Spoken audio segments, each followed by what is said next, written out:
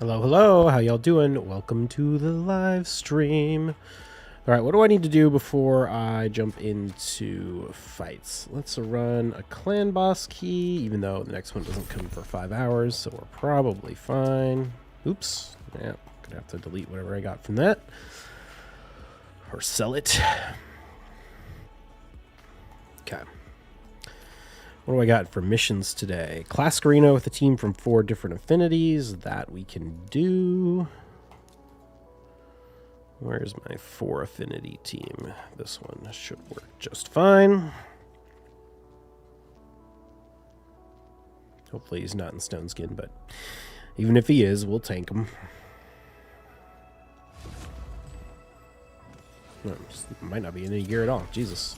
Well, it's got some reaction. All right, cool. Let's knock a few of these out. How are we doing on energy? We got 2 hours before I'll be full on energy. How's Fatalis doing for you? He's good, man. I've been trying to use him in a few more battles just to like get a sense for him. And yeah, I've been getting some play out of him. There's definitely a niche that I can use him in that I like.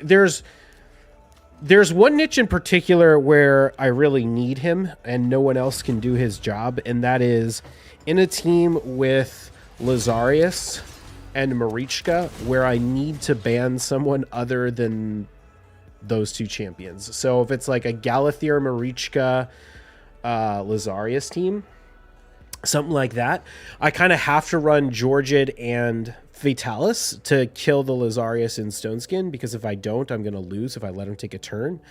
So in the past, I just have to like ban the Marichka and bomb it, which might mean like letting a Galathir through, stuff like that. So he provides me some flexibility for stuff like that. And then also he's just kind of nice to have as like a tanky nuker. So a lot of times if I'm running like Kaja, Crixia, Armons, I need like none of my other nukers, or I need nukers that can deal with their damage without buffs, right? Because none of those champions are bringing increased attack or increased defense. So having Stultus, who can self-buff himself, and then Lazarius to just, or not Lazarius, sorry, Fatalis just to be a nuker, HP based, you know. And a lot of times when I run that, people pick Narses and Korra to counter it, because Narses and Korra is one of the best counters to that. So it's not like I can just go for Narses instead, because normally I'd just be like, oh, just run Narses, but usually you can't because they already have them. So what's up, Italian Heathen? Good luck, Biohack. Much love, mate. Thank you. So we'll see. I'm going to try and see if I can't use him in some more fights today.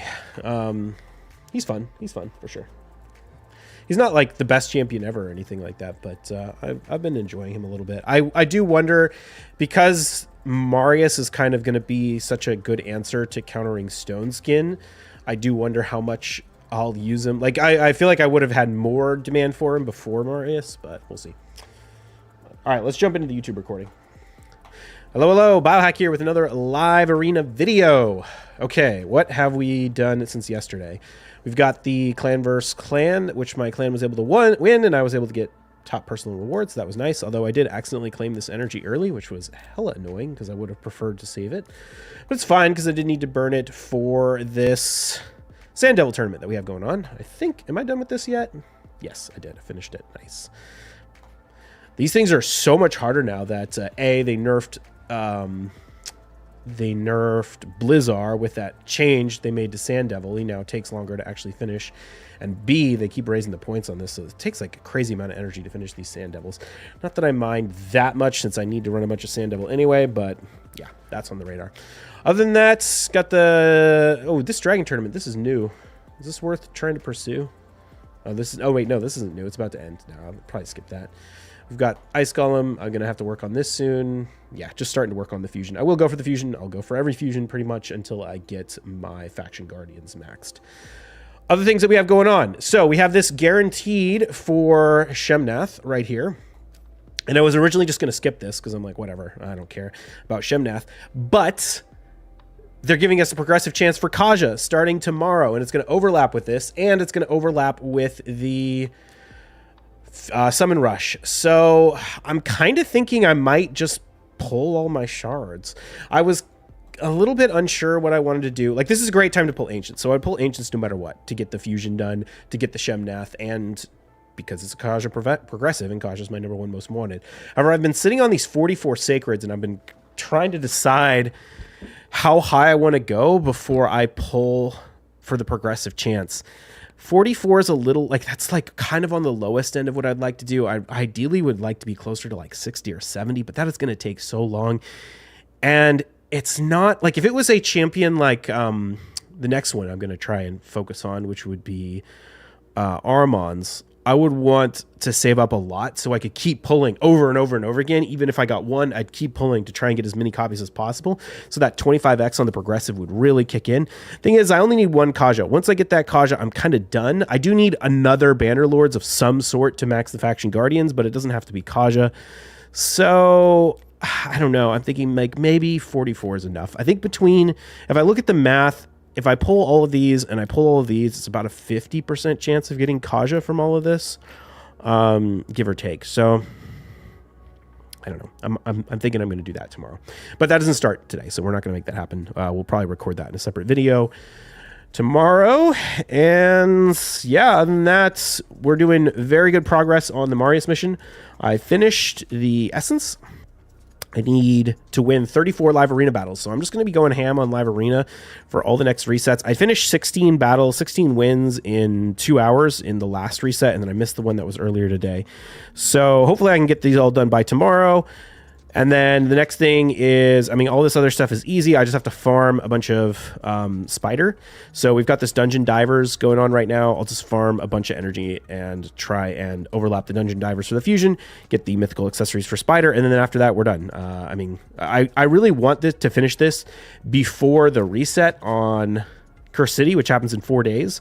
So I'm hoping, I don't think we'll have a problem doing that, unless we just get really unlucky with the spider farming. But if I could do that before that happens, then we could get Marius. Although I'm a little bit torn because the smart thing to do is wait until the 12th when there's the champ chase and then pull the Marius then for the fusion, and same thing with Carnage.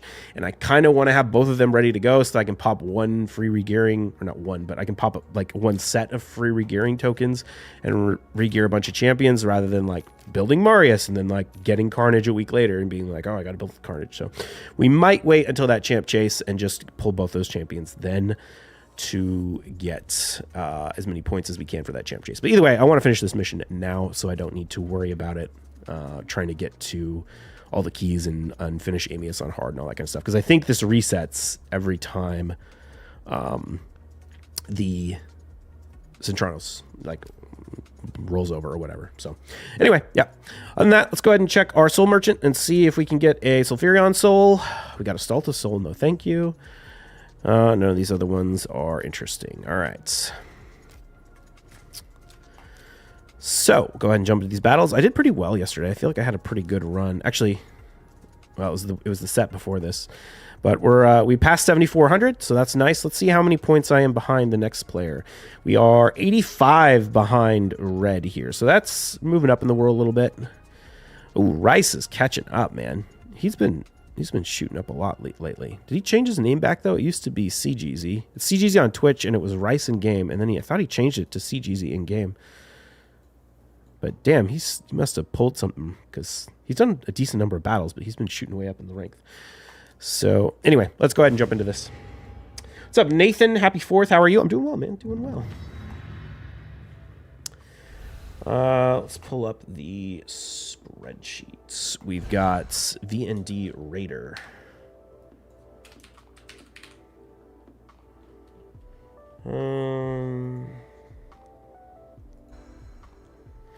So the problem with VND Raider is he will run a nuking hegemon to shut me out of going first, and his... Well, actually, you know what? I haven't challenged his Shuzen with my... Oh, shoot. How do we want to play this?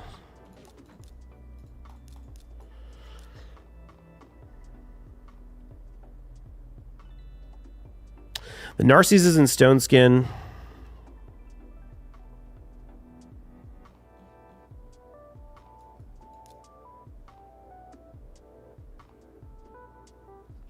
just gonna have to do this.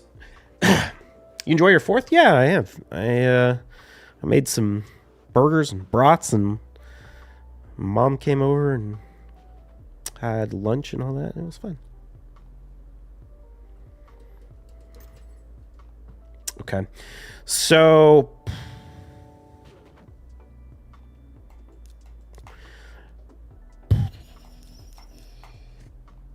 how do we play this?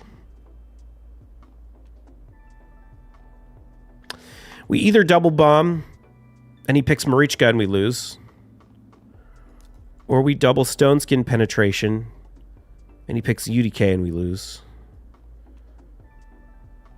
Which one is he more likely to know the answer to?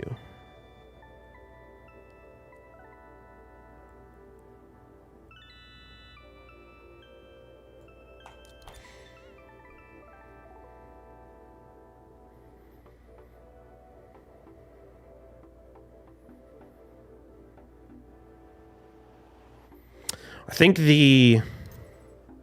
Oh, we picked the Hegemon. What am I saying? I'm a dum-dum. Oh, yeah, we lose because he picks Hegemon. Oh, shit. Why? I knew that in the notes. I should have ran Arbiter. And at least tried to win the speed race. I really can't beat this guy, unfortunately. I can't beat him with Go First.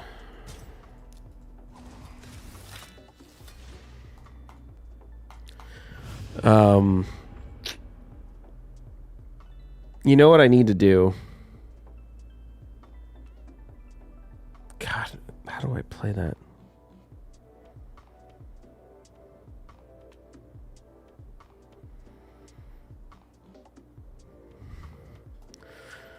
I guess we could run Fatalis.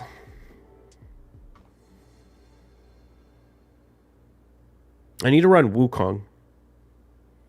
I need to run Wukong, Fatalis.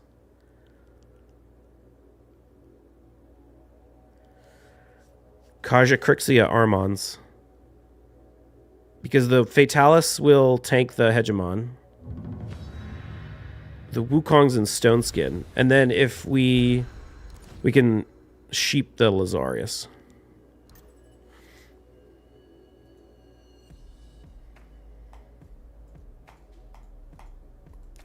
Yeah, I don't know why I played that like that. I've played that like that against him every time, and it never, like, I've lose to that same strategy every time. Well, okay, I shouldn't say every time. Sometimes he doesn't pick it like that, and I don't know what I was thinking. I don't know what I was thinking. Of course he was going to pick the Shazar. Or the Hegemon. I said it at the beginning of the fight. That was just stupid.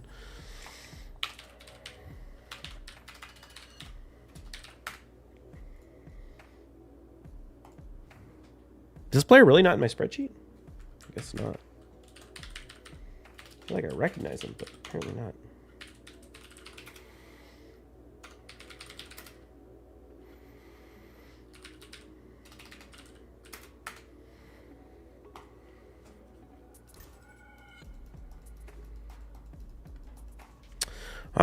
This is probably a Nishak.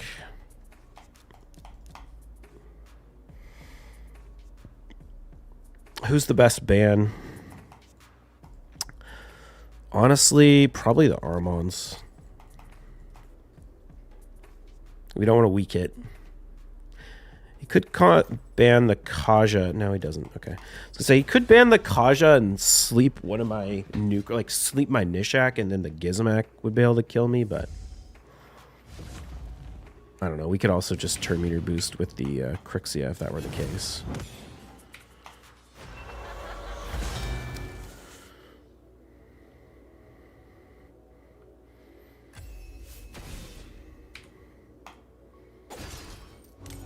Oh, he got the turn before Nishak did.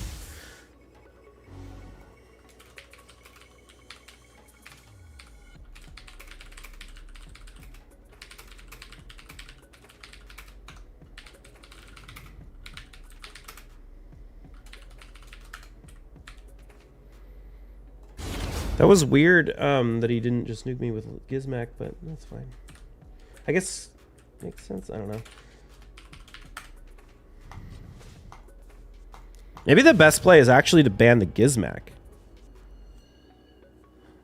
In hindsight. And let the Armons through.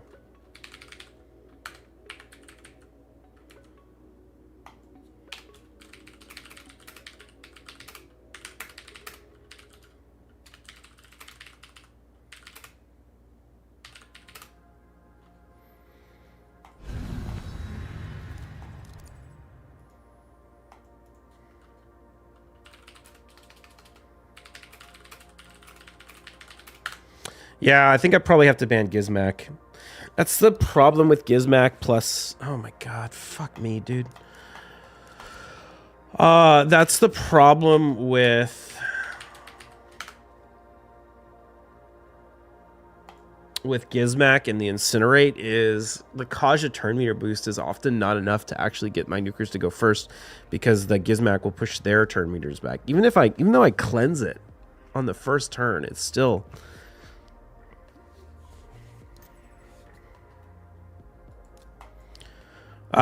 So how do I want to play this? Siegfried's not in Stone Skin, so we could go Narcisse.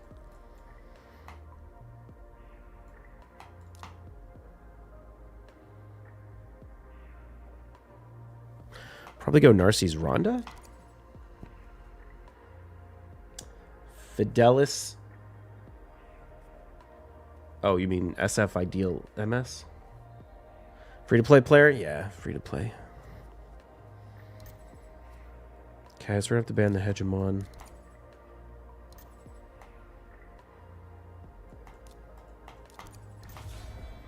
You know what? In hindsight... Fuck.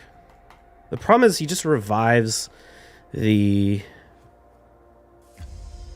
Is the Crixia in Stone Skin? Yeah, it is. Oh, he even put the... He even put the Siegfried in Stone Skin.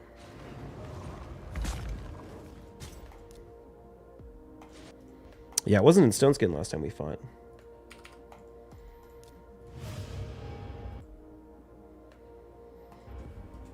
Jesus, did we just start off with 4 losses in a row? I was doing so well yesterday, too.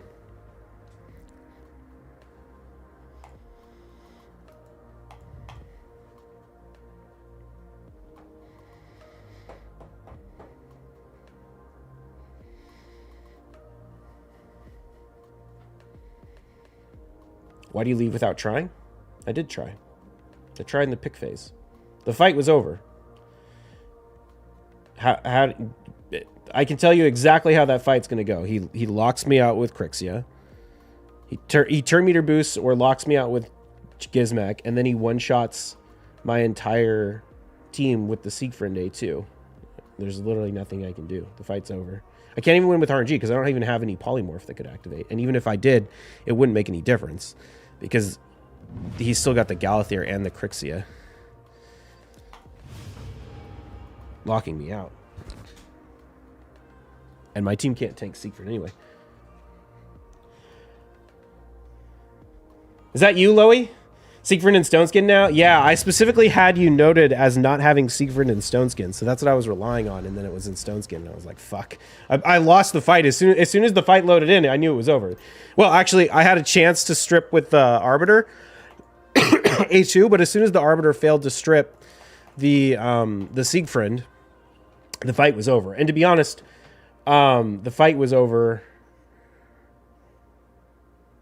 pretty much from the beginning.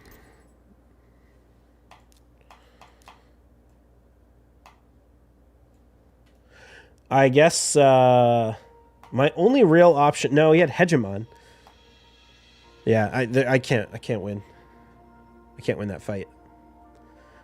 Not until I get Gizmak. I need Gizmak, baby. Yeah, this will work.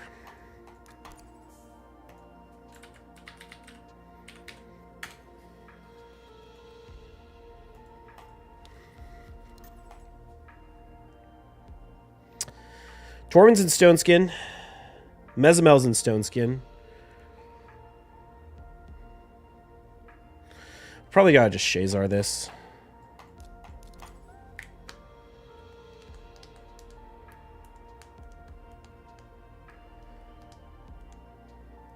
If I pick Hedgie.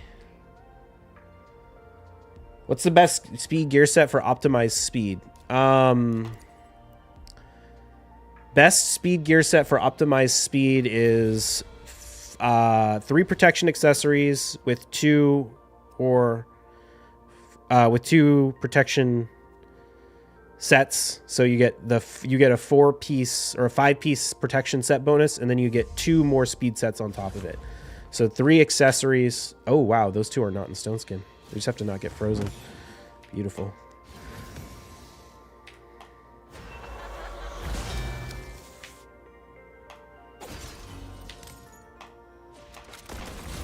Oh, reaction. That sucks. Fortunately, we should be able to kill the Marichka. Don't think you can win without some godly RNG if I pick Hedge 8. Yeah. I could. What I need to do is... well, have you picked Hedgie against me before?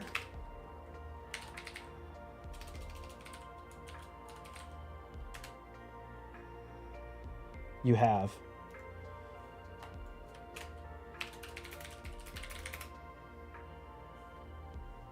Oh, shoot. Sorry, I wasn't paying attention.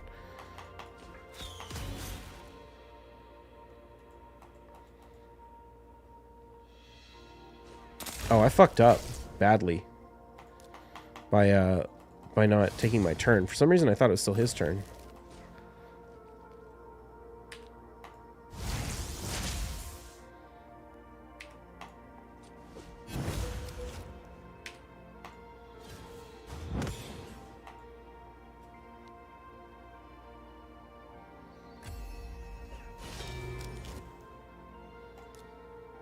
Let's just take out the Armons. Hold on, I'll answer your questions 1 second. I need to make my notes.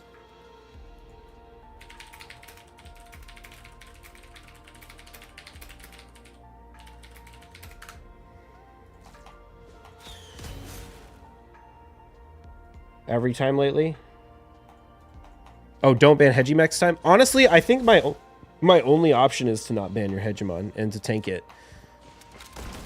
Because I can't let your Siegfried into the fight with, Actually, you know what my option is? Well, even that... No, that would work. The only way... I can't beat you until I get much better, stuff. I need...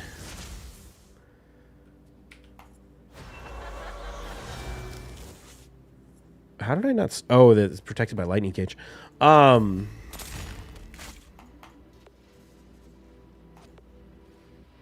on.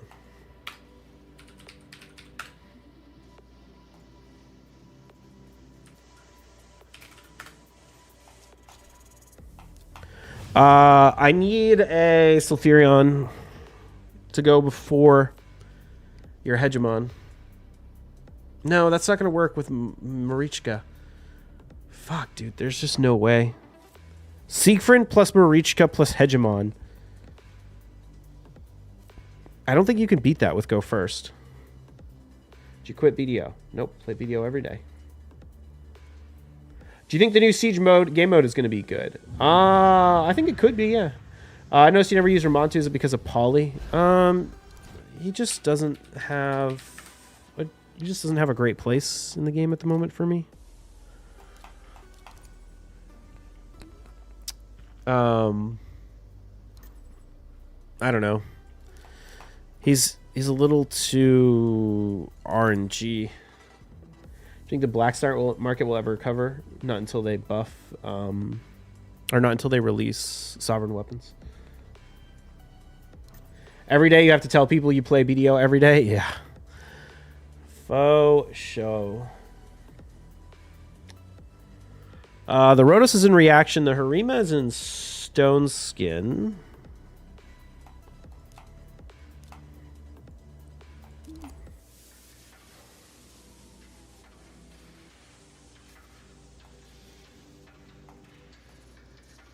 You could throw a Marius out.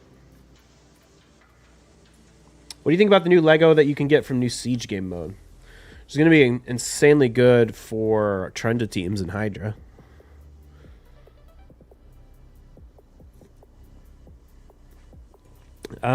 Maybe useful in PvP, but it's questionable. Like, you could use her to turn meter boost like a Shazar or something.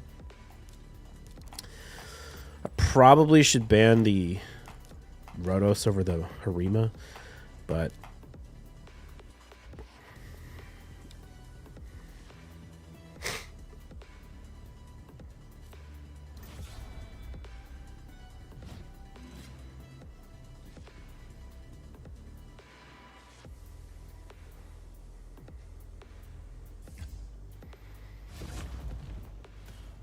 actually, you know what I need to win that fight against the DLMS is Marius. That's the, I mean, like, I'm not saying it will win, but it's literally completely hopeless on my current account. There we go. Finally got through that reaction on the Taurus, or on the Rotos. But Marius would let me strip the stone skin off the Siegfried.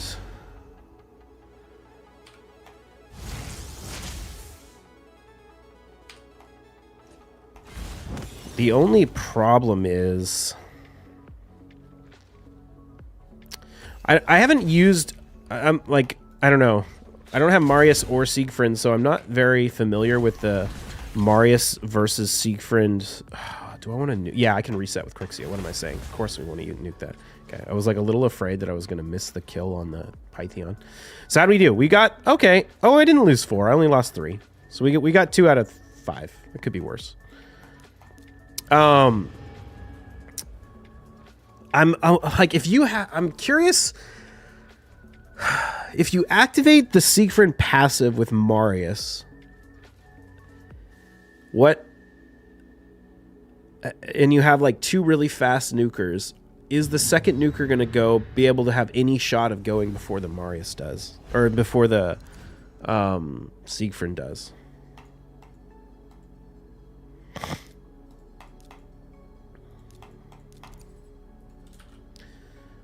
I feel like I've seen it happen, because even though he's getting a 100% turn meter boost, 100% is not 100%.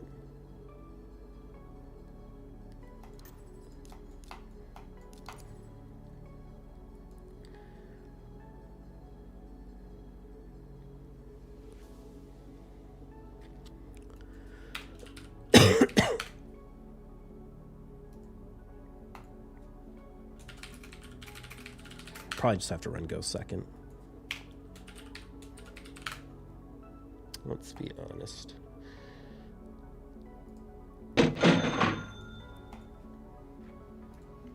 How's things going, Bio? Once again, you forgot about my Hedgie.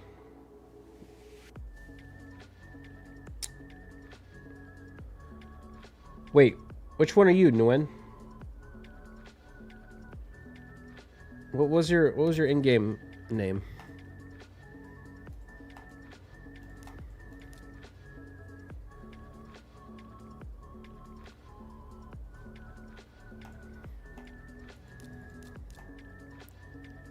Did I lose to Hedgie twice today?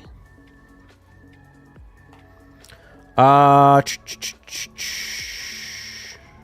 yeah, he took Crixia. I want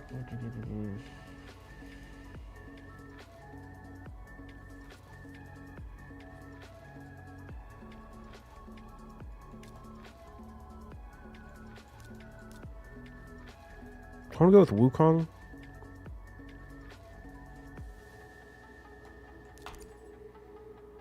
Raider. Oh, yeah. Okay. Yeah. Fucking Hedgie, man. As weak as my account is to Hedgie, you'd think I'd see him way more. I actually don't. Okay. Outfear.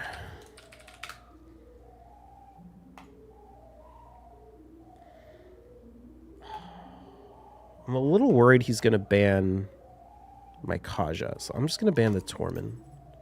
Yeah, that's what I thought.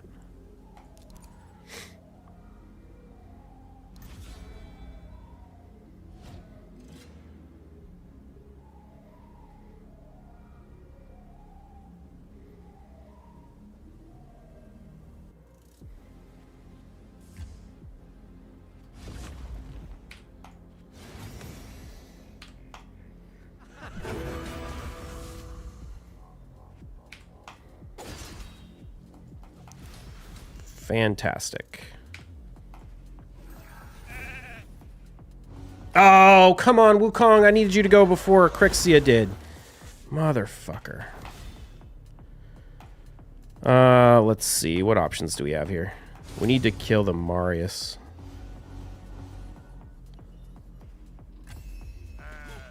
I think Georgia didn't actually get locked out. I'm pretty sure we 3%ed that. Oh, no, we didn't.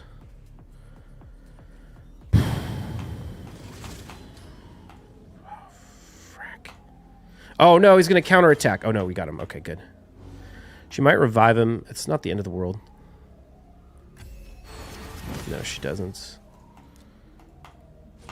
Yes! Oh, I was going to say, Wukong might be able to kill this Harima. I'll go for the revive. It doesn't matter. Georgia will kill him.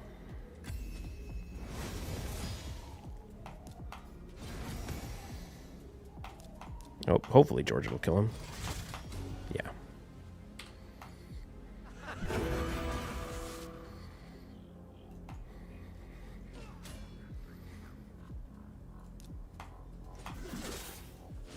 Damn. Wukong just smacked her for 280,000 with increased defense on her.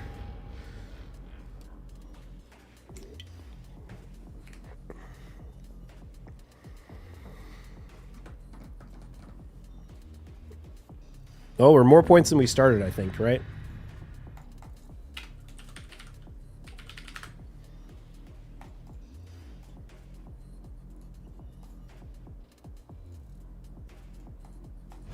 Wonder if he'll open Armons. He does. Okay.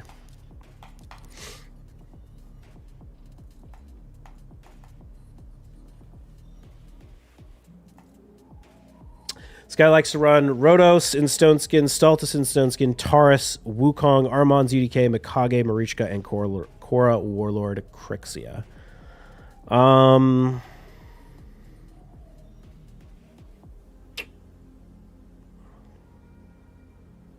Might need to bomb this.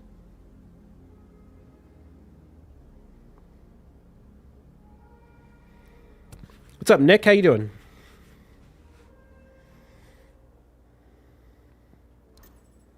Oh, Siegfried. Jesus. Okay.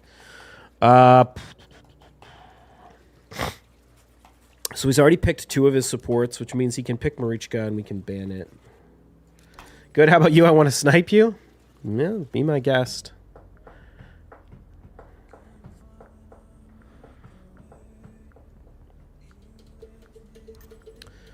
Okay, it's the Rhodos and the Marichka.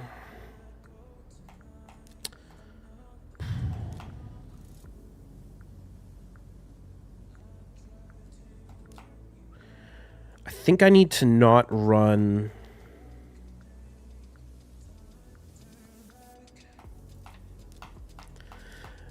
I don't know how if this is in Stone Skin or not. This is the problem with freaking Siegfried. Is you have to know how he's built before you go into the fight in order to beat him. If he's in... Well, okay, so the way I'm playing this right now...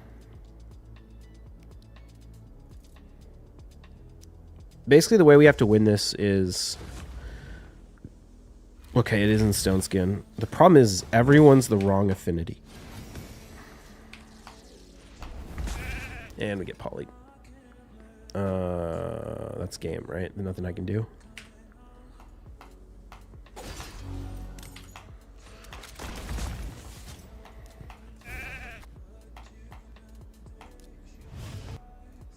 Yeah, if I knew that Siegfried was in Stone Skin, I would have run Nishak instead. Not that it would have mattered since we got polyed anyway, but it would have at least avoided some potential for weak hits.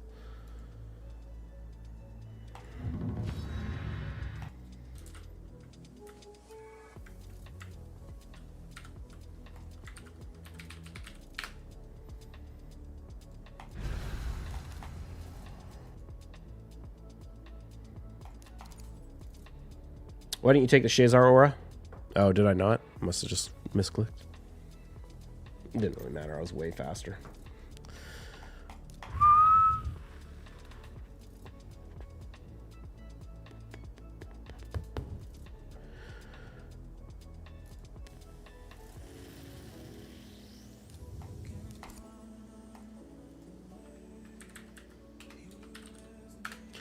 So here's Galathir. Why went with Siegfried? Weird. Okay. Siegfried's in Stone Skin. Triple nuker, eh? Probably ban the Nishak.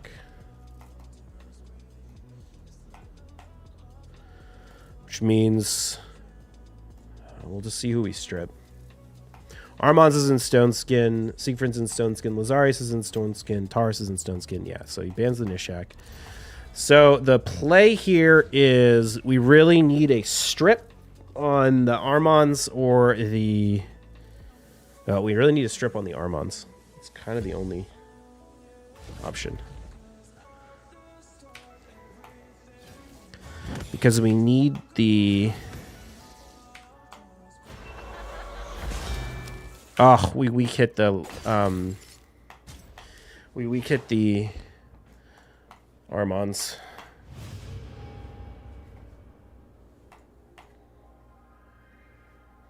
Dude, like 80% of my fights today have ended before, like, so fast. There's just been nothing. But we've been getting tough matchmaking, man. We've been getting all people higher rated for sure. I think this reset, the one immediately after...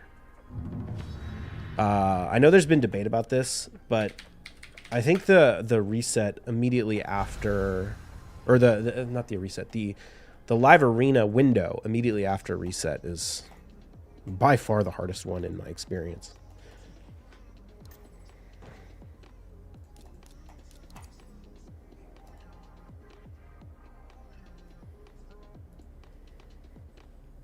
He has Lazarius, Harima, Rhodos, Alaz, Siegfried, Narses.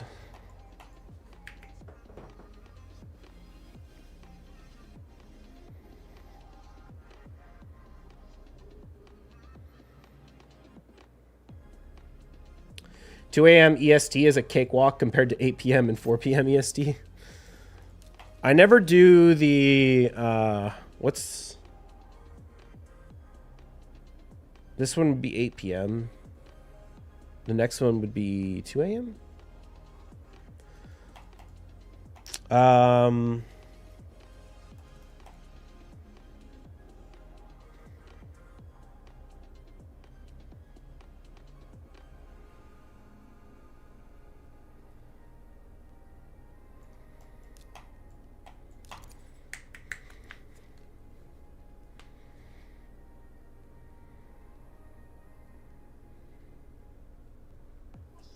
We still in video fights? Yep.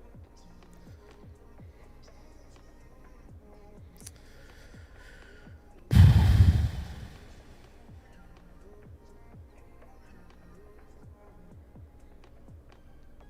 think we've got like one or two more. This is tough. He's got Lazarius and Siegfried. I don't know. I don't know what we can do. Oh, wait, he has to pick nukers. I was worried about him picking Necrit. Oh, I should have run double bombs and banned Marichka. What am I thinking?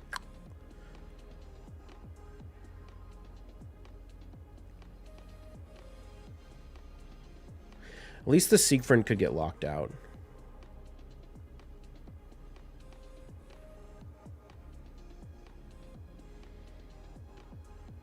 The Rhodos isn't in Stone Skin. And neither is the Armands. Oh, shit.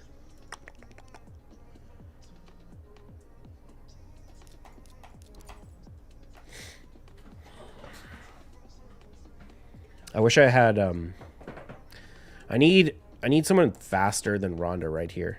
Or I need someone faster than Georgia to counter the Rhodos.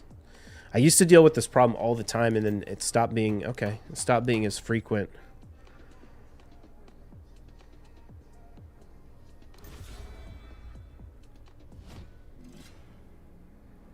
So, the big question is the Armands in Stone Skin?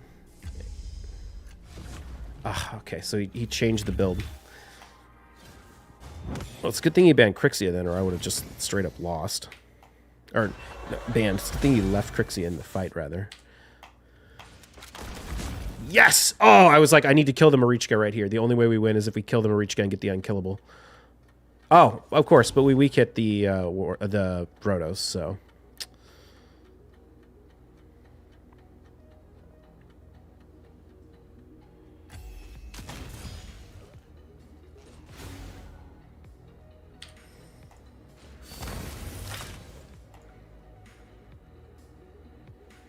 I have to use Lockout more lately. Siegfried and Alaz are my worst nightmare.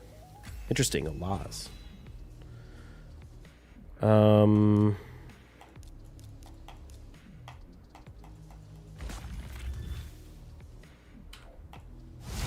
So we can probably get the unkillable again on the Georgiad.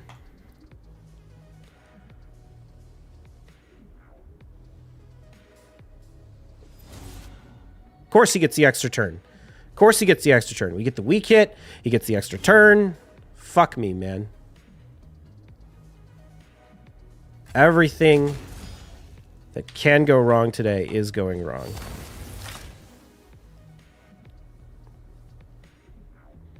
Watch him provoke the Georgiad now. Oh, Georgiad resisted. Weird.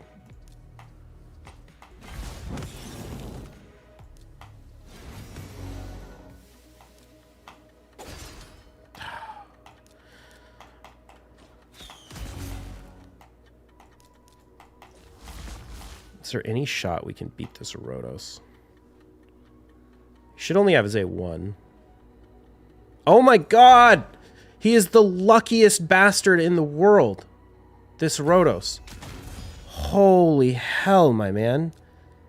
I cannot catch a break. He got the cycle of violence reset there.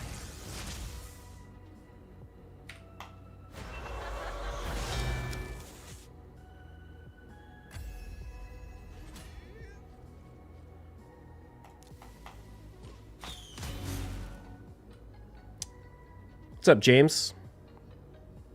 We did lock him out this time. I verified that. He got the decreased cooldown right there, so we're kind of fucked, but...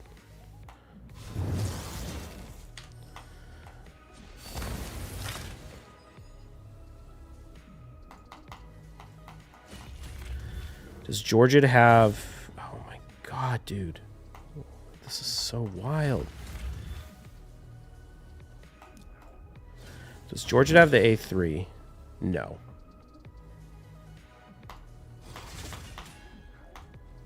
Oh, we didn't even kill the UDK.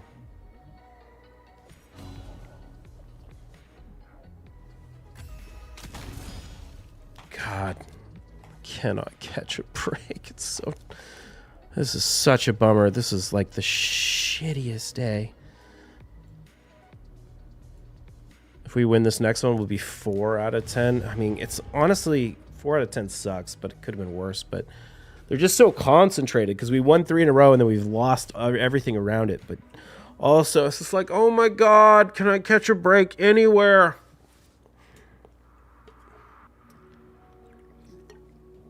Have you beat Jirok yet since he started doing live again? I only fought him once. And I lost 2 weak hits and polymorph. But, I mean, he basically ran a strategy that was all around weak hits and polymorph, or just praying for weak hits and polymorph. But it's one of those situations where I just have to use bombs because there's no other like Stoneskin Siegfried, right? There's just no other option than bombs.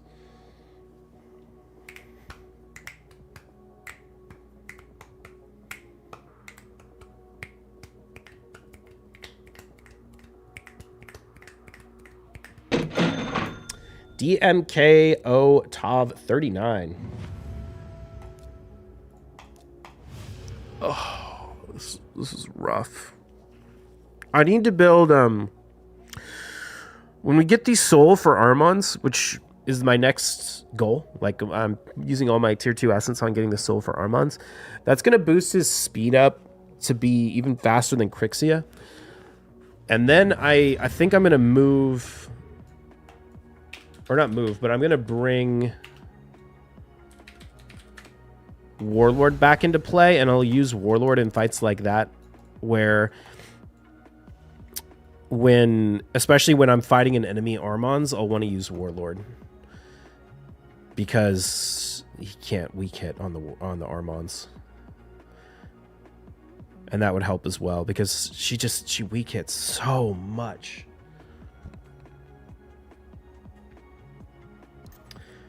Tried to get Drock last time he streamed. It went 4 versus 1. Nice.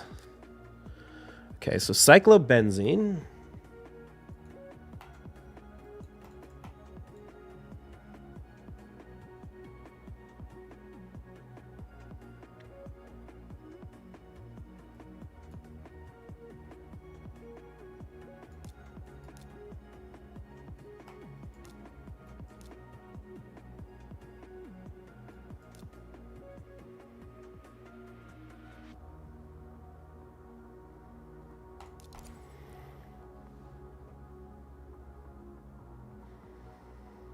He is known to use Siegfried, Harima, Taurus, Tormund, Arbiter, Kaja, Crixia, Marichka, Armons.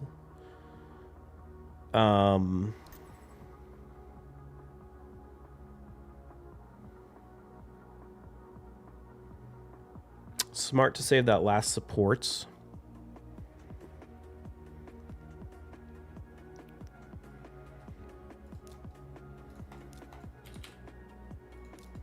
I think I'm going to bring in Warlord here.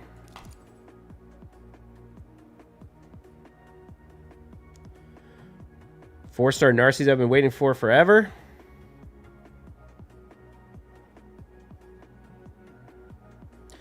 Thing is, he's never brought in a third go fast champion. So he could throw a Shuzen. That would be a big threat. But if he doesn't do that, he could probably just ban the Kaja or the Crixia and be fine. Oh, he throws the Tormund? Beautiful. I love it. He throws Kaja. Okay, that's fine. Armons could get frozen. I doubt it'll be enough. I doubt the Arbiter... Well, maybe, because Warlord's so slow. Oh, wow. His Arbiter's not even fast. Okay.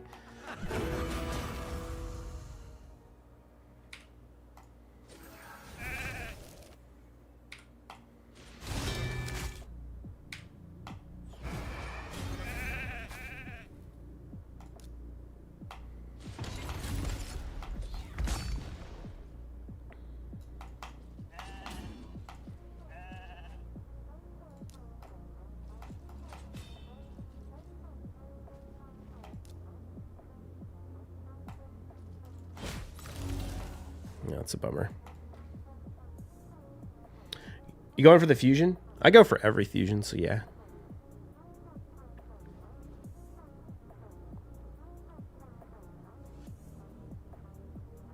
The Stultus Freeze really sucks. Or Sheep really sucks. I wish I could stun him.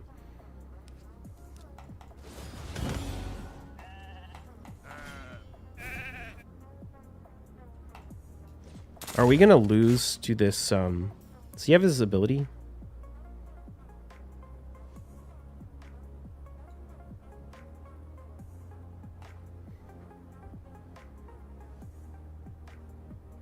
I'm guessing not, otherwise you would use it. Yeah, okay.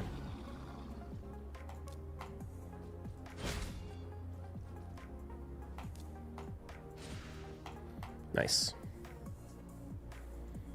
I feel like that guy was just trying to steal shit from me rather than using champions he actually has built well. Because that Arbiter was hella slow. This whole strategy doesn't work. You can't run 2 go firsts like this. If it was a Shuzen, sure. But throwing the Tormund in was unwise. Especially when the Arbiter's that slow. This was purely just like, I'm trying to steal shit from you so you can't use it. And it didn't work because the stuff wasn't built well. Or not that it wasn't built well, but the team just wasn't well constructed. You need a double turn meter booster and a lockout if you want to run this kind of team. The Tormund isn't going to cut it. All right, well, we finished 4 wins, 6 losses. It feels a lot worse than it was in terms of the leaderboards. I don't know why, but all right, it's going to be it for the YouTube video. Keep an eye out for the big summons I'm going to do tomorrow. I don't know if the video will go up tomorrow. It might not go up till the day after, but I'll record it tomorrow. Maybe I'll record it tonight. When does this start? Like 1 a.m. probably is when the 2 a.m. Yeah, maybe we'll see. All right, I'll see you in the next one. Cheers. Okay, we're going to keep doing more. I need to try and do as many of these as I can. I need to get 20 more battles done for the Marius missions, so we're just going to slam this until it closes. Wreck-It, I can't remember if I answered your question. I've been asked it a few times today. I'm doing every fusion, basically.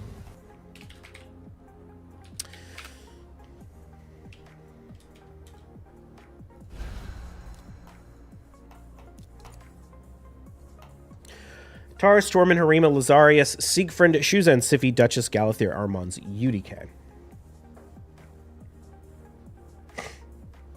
And the Lazarius is in a lot of stone skins, or a lot of reaction and stone skin. It's kind of weird. You usually don't see reaction and stone skin Lazarius together.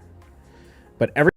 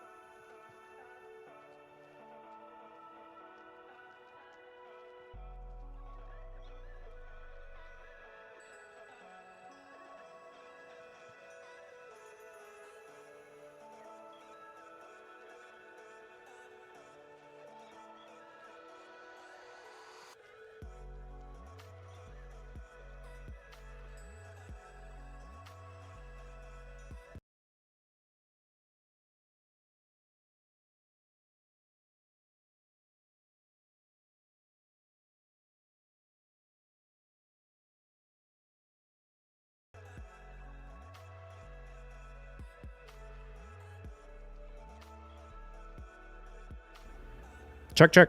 How about now? Oh, there we go. I think it's working.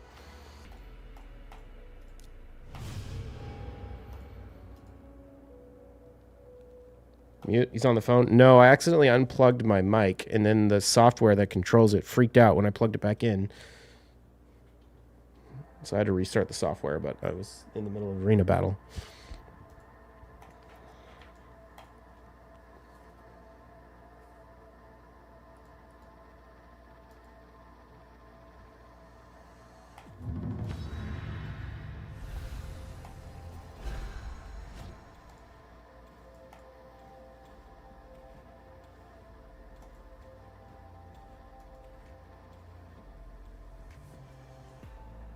I probably could have beat that guy if I ran, if I played it a little differently. Now I think about it, I was kind of distracted by the whole sound thing, but I should have sheeped the Taurus, I think. No, the Lazarius would still one-shot me. I don't know. God, it's so hard. Mythicals plus Marichka is just... And Galathier. It's just so freaking hard to deal with.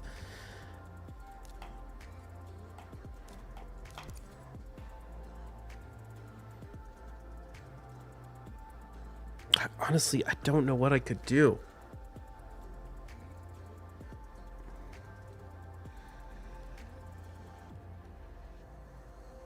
It's like you have Gizmacker, you just can't deal with it. It's so frustrating.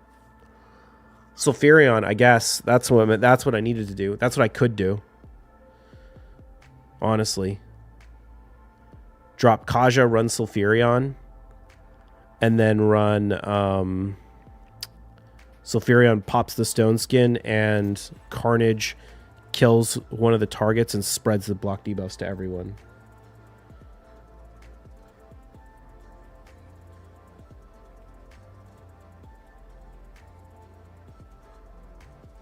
So this guy likes to ban Kaja. Siegfried's in reaction.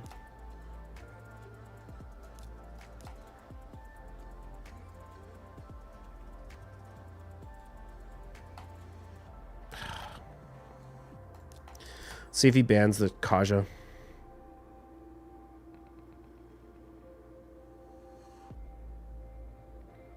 It's just going to come down to ban.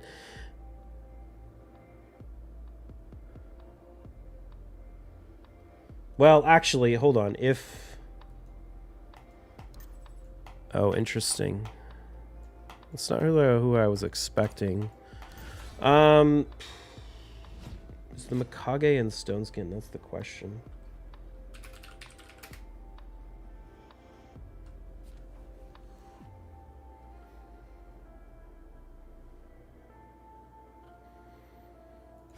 No, it's not, and neither is the Siphi. So we need to see whether we weak hit the Armons right here. No, we didn't weak hit anyone. So what we're going to do here is we're going to open with the A2, getting us the unkillable and blocking the passive so that the next turn we can George at A3 the Siegfried.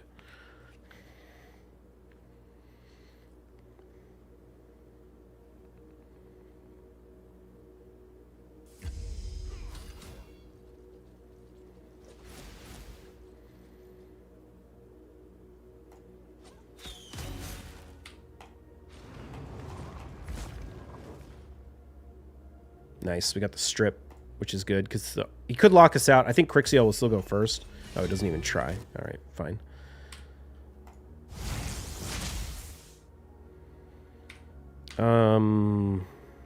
Let's just do that.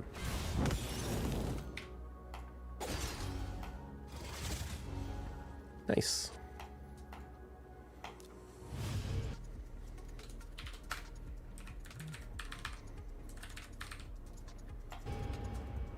Oh, we're back to 7,400. Always ban Sieg. Galathier is annoying, but no problem when sheeped. You mostly run like go second style teams, don't you, James? Like with Taurus and Marichka. I don't have like anyone in sheep, and I don't really run go second, so Galathier is like...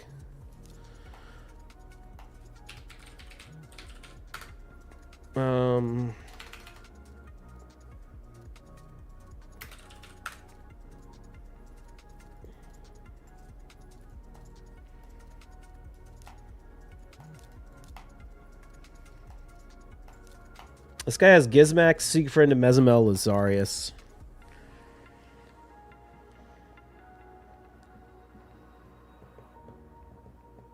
He has Galathir.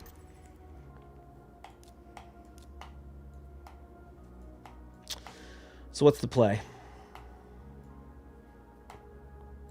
Gizmax not in Stone Skin. Siegfried's not in Stone Skin.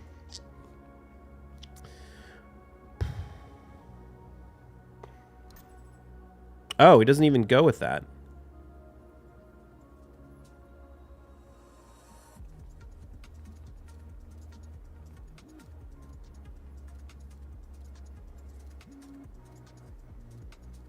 I kind of want to run Fatalis.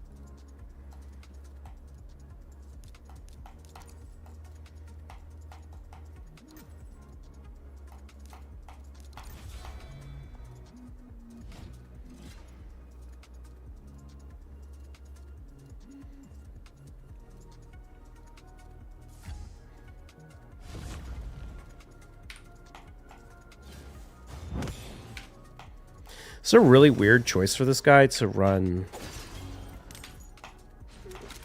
non-Stone Skin Mezimel. Oh, nice. Check that out. We got the protected... protected... Not that it matters, because he's going to cleanse anyway, yeah. It's kind of what I thought was going to happen. Can't really run...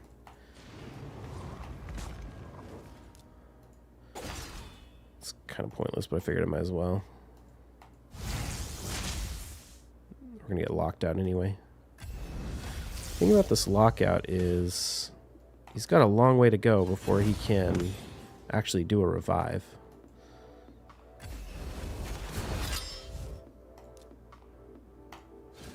I think we want turn meter boost.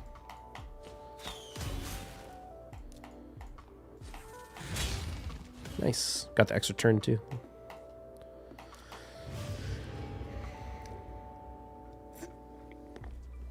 I think I might play a little too afraid of Galathir. I think I need to let him in more. Especially in fights where he only has one nuker and you can kill... Like, okay, fights like that are a perfect example of where Galathir is not that strong. Where he's only got one nuker. You can kill it. It's not in Stone Skin. I mean, even if it is in Stone Skin. And he's only got one reviver. If he's picked two supports that don't have revive and Galathir... and a nuker, and you ban one of the nukers, like you can just kill the nuker, and then he kind of has to use the Galathir revive, which isn't that amazing. It's kind of like, I mean, it's like very similar to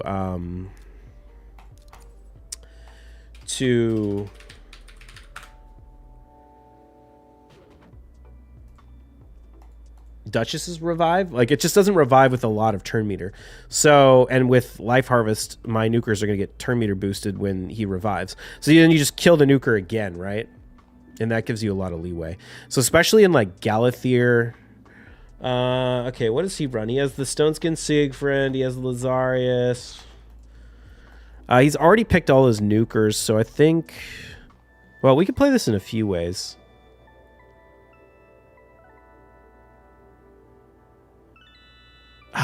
No. If I had we'll just play a double nuker. If I had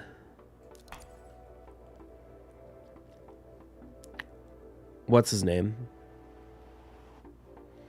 If I had Carnage right here, I could run Carnage Siegfried or Carnage and Sulfurion. But the problem is if I run Sulfurion right here and he bans the Arbiter, I don't have a speed aura. I could have run Shazar. Maybe I should have run Shazar Sulfurion.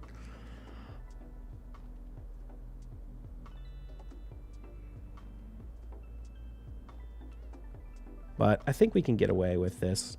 Because the Siegfried's in Stone Skin, we can get away with running double bombs.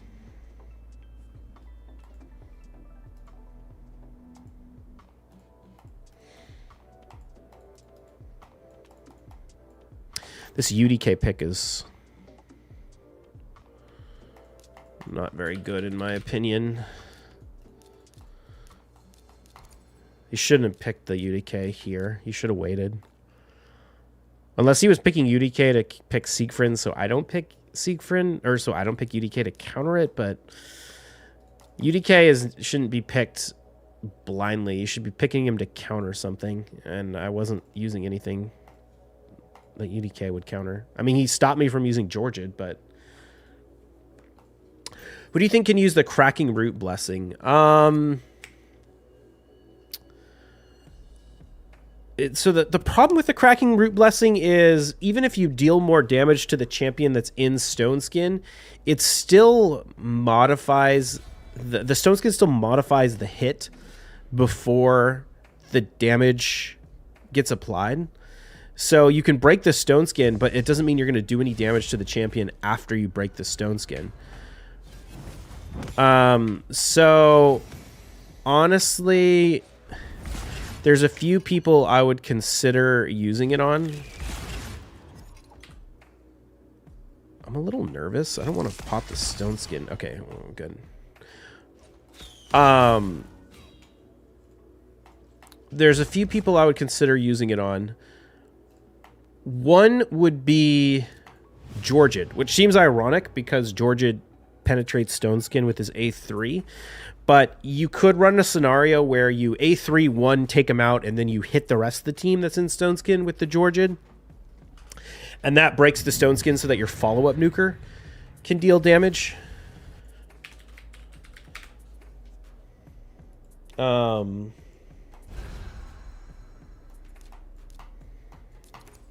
The other option is...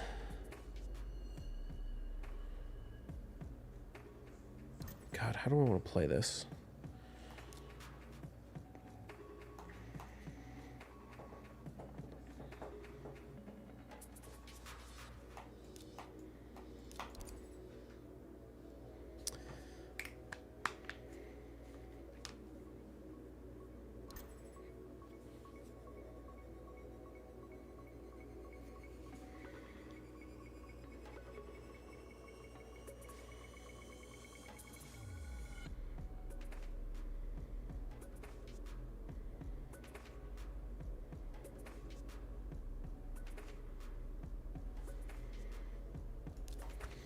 We're gonna have to Wukong it.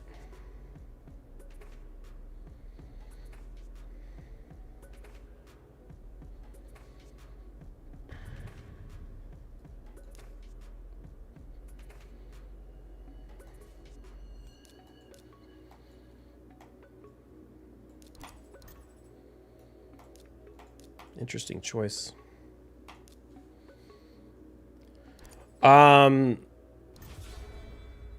Other than that, like, who would you want to use it on?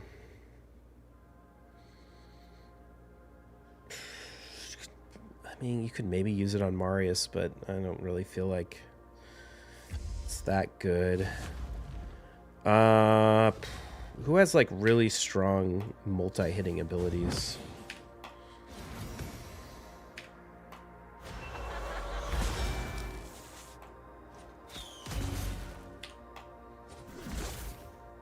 Oh, he resisted. Jesus. All right.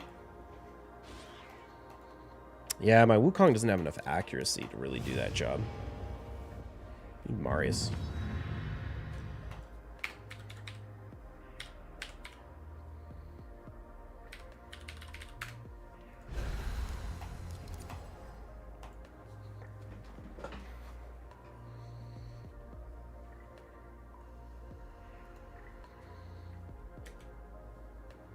The hell? Why is McGrunigan not in? Oh, whoops, I spelled his name wrong, that's why.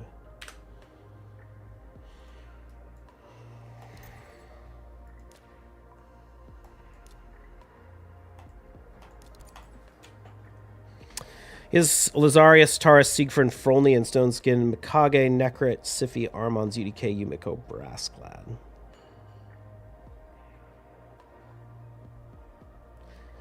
So if he runs Lazarius and Brassclad, I have to bomb.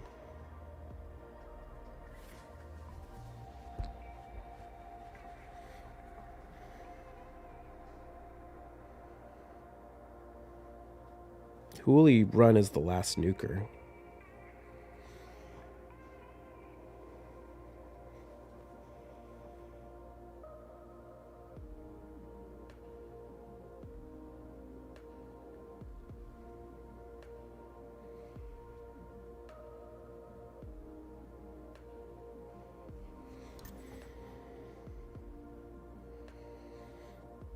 Oh, I went with Siegfried.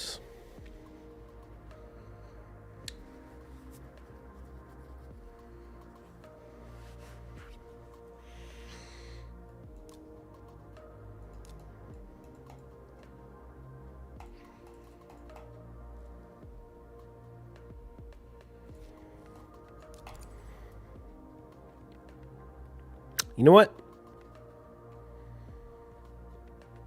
What's up, CZ? Show me your Stultus masteries. Sure. I probably should ban the Siegfried here.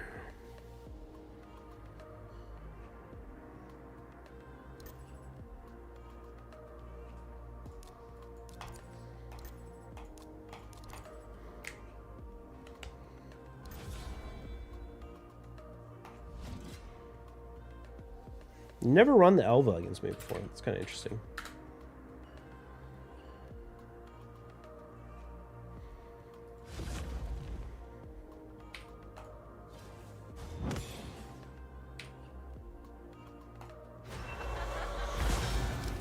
Oh, nice. We got the strip on the Taurus.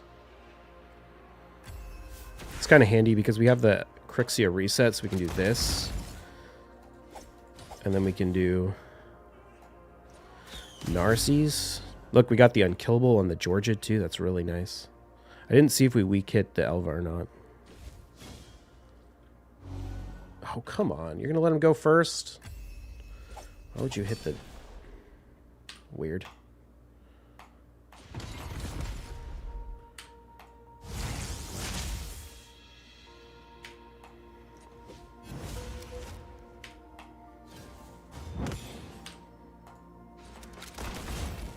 Damn!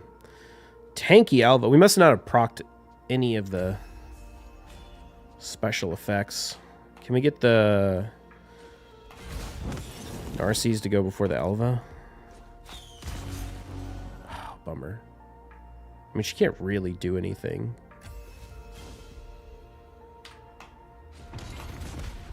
Nice.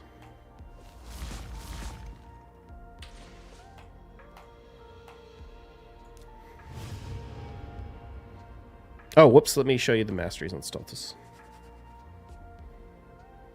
I don't even remember what my Stultus masteries are. I assume support and, yeah, support offense. Wait, what?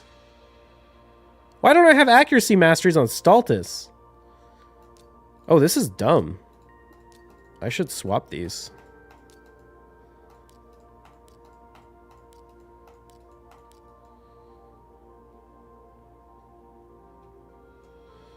I'm going to leave them for now, because I'm a little worried it's going to mess up my dragon. No, it shouldn't mess up dragon. I should be running support. I should be running accuracy. I should be running all of these, and then Evil Eye, probably. Could also run Cycle of Magic.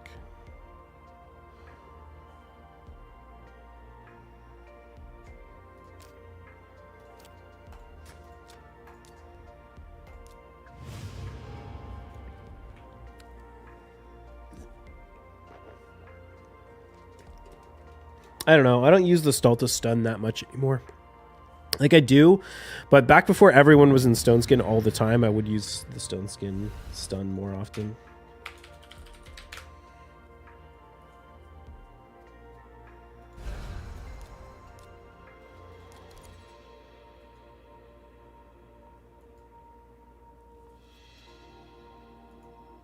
So he's got a Taurus, Mezmel, and Stone Skin, Siegfried, Rhodos, Harima, Gizmak, Tormund, Narses. Siphi, Marichka, Shuzen, Crixia, Galathea, Arbias, Armons, Yumiko. So the big problem here is that he can run Arbias, which is faster than me, and he can run Marichka to kill my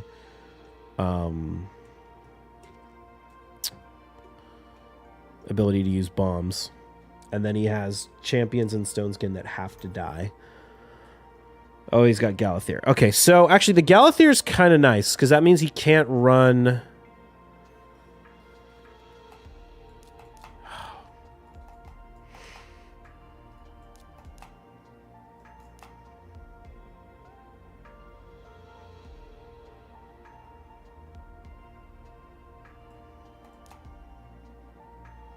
Shit.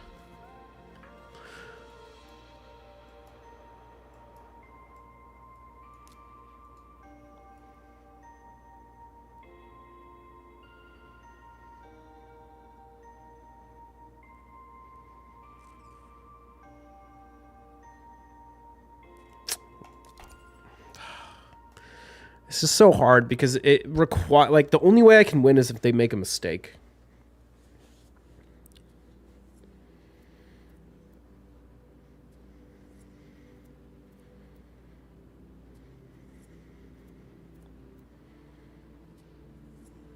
Siegfried is too freaking good, man.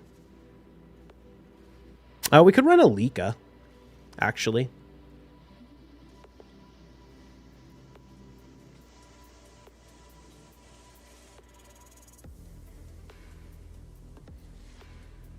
How much you spend on the game? Usually like 200 to 300 a month. It's fairly recent though. Before that, it was less. Or before, like, I don't know, 6 months ago, it was less. Do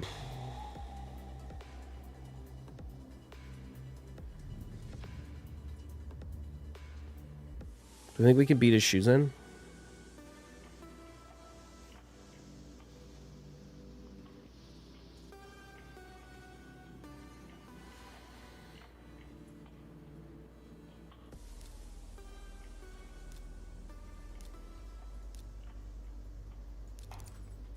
You go for primals only when you spend? It's a mix. It's generally either primals or energy. Yeah, I'm like, there's part of me tempted to buy some soul stones so I can get my Galath or my Armons. Oh wow, nice. I can get my Armons to 6-star.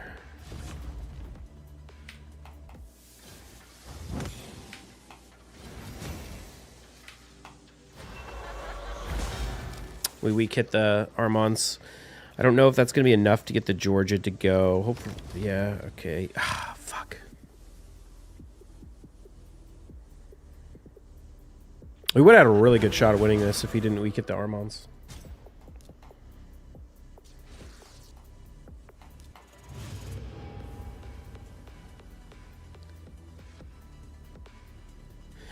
Yeah, because if you get some more mythicals, you'd be good. I've seen your 3 battles against Cruisen and look kind of hopeless because of your limited options. Yeah, the first 2x primals since I started being willing to spend a little more was the last one we had where I pulled Crixia. My entire arena life would change if I could pull a Gizmak. That would be like the biggest thing. But there's also other things. Like, gear matters more than champions in a lot of ways. Do we think this guy has Marichka?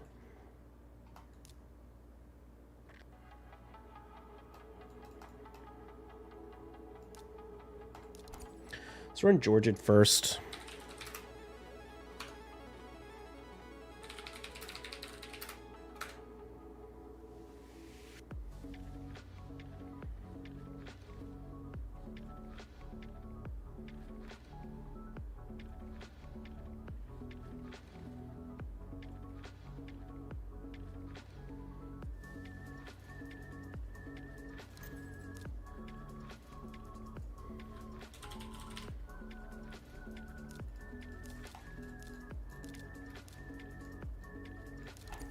Your gear looks pretty dang good. You're already one of the fastest in the game too. I think for your champs and blessings is the biggest problem.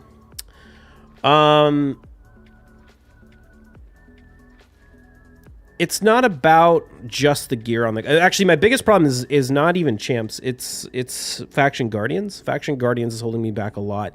But if, for example, I could make Sulfurion super fast as well, then that would save me a lot of grief. You know what I mean? Like, if I could get a Sulfurion that's 440 speed, which if he was 6-star Ascended, if he was... max Faction Guardians, you know, would be very achievable. And if I had another accuracy chest with triple speed in accuracy set, or in, sorry, in speed set or protection set, or even, yeah, speed or protection. Or actually, what's the other one that would work? Supersonic? Then, you know, that would give me an option too. But yeah, Gizmak, well, yeah, no. So, yeah, it's not just about the champs on these. It's not just about the gear on the champs that I'm currently using, but it's the gear, it's the champs I could use if I had the right gear for it. So that's a big thing as well. But yeah, I mean, I think the biggest potential source of gains for me is, there's three main things. Blessings on a few key champions, but not that many, to be honest. I'm getting to the point where we're getting 6-star blessing. We got 6-star blessings on Kaja. We got 6-star blessing on Arbiter. We're going to get the 6-star blessing on Armand soon. Those are the big, big important ones. This Harima is in Stoneskin. He also runs Lazarius. Yeah, let's see. He runs Harima, Lazarius, Sify, Yumiko, UDK. I got the Armands. I think we... Depends on if he goes with the UDK or not. Faction Guardian is still a champ problem. You have little empowerment. Oh, yeah, empowerment. Yeah, empowerment. I mean, I'm never going to empower mythicals, so that's not a thing. Empowerment's a little overrated. If I can get... I'm going to pull a shit ton of shards tomorrow for the Kaja progressive. There's a good chance I could get Kaja, and then I would have enough Kajas to get +4. I have one more Kaja already, so I could already get her +3, and then I could +4 her if I can ever get another Banner Lords to max Faction Guardians. Realistic... Okay, so let's run...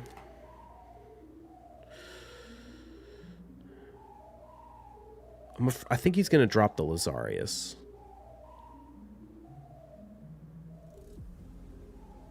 To be honest, I could just ban...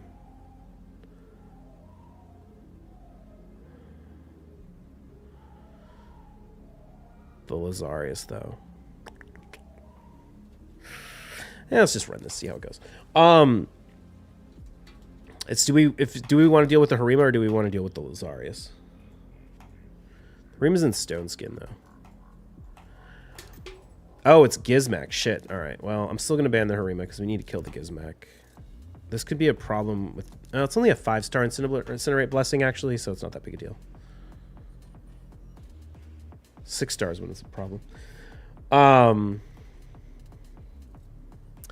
So, but yeah, I basically, there's 3 areas where my spending makes the most sense. Okay, interesting. Bans Kaja. This is going to be really obnoxious because the Mikage could lock me out.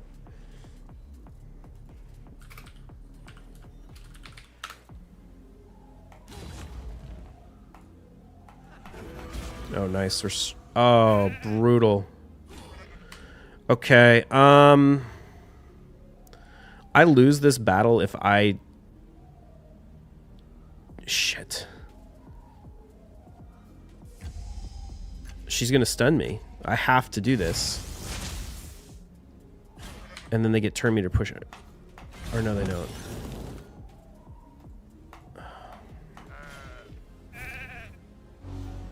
GG. Fuck me, dude. God damn it. Polymorph is a bitch.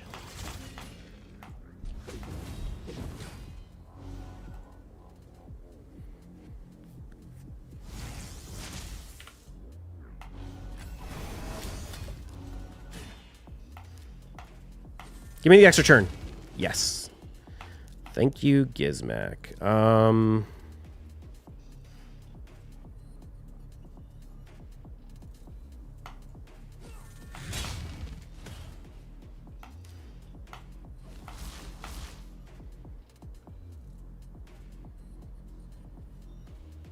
Can we push the Siphi back? Oh, I needed the...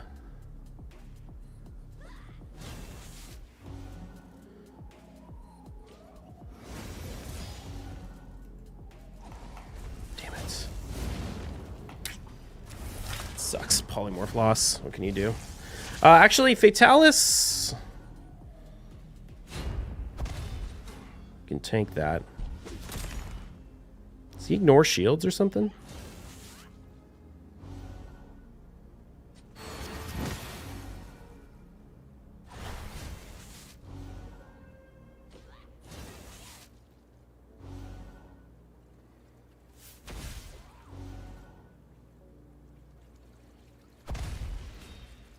Yeah.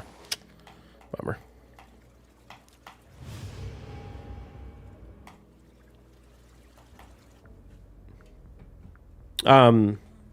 Yeah, anyway.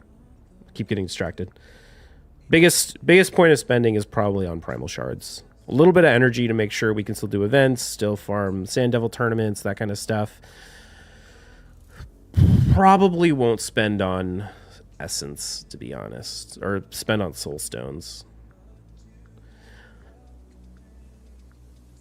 Oh, GG Piglet. Fucking polymorph, man. So I got Mash had to come give a GG. Yeah.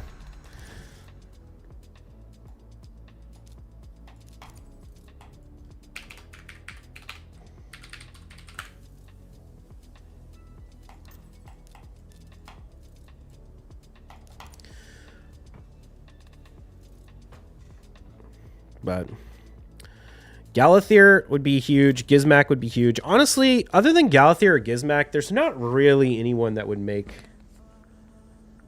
I'm on a spreadsheet? Yep. You were on the spreadsheet before that fight. I'd never seen your Gizmak before, though.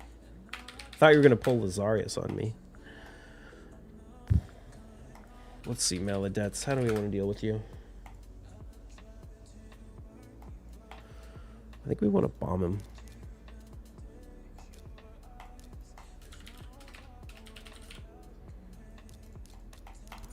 He has a Marius.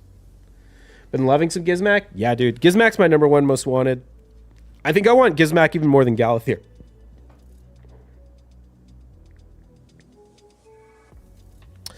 Gizmak would make a huge difference on my account, more than anyone. Galathir would make a huge difference. Other than Gizmak or Galathir, there are no champions that would make a massive difference for me, if we're being honest. The Wukong pick here is kind of meh. Let's ban the Siphi.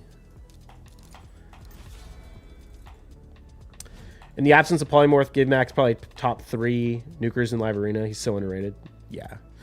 Well, here's the thing, is like, other nukers can do what... Like, there's nothing unique about any other nuker. Or I shouldn't say that. That's not true. But, like, you know... A lot of nukers are good. But... no one else really does what Gizmak does, like Gizmak does it. We're gonna die to this Wukong because of fucking Polymorph. Oh, nice. The Wukong didn't die to the bombs. That is super nice.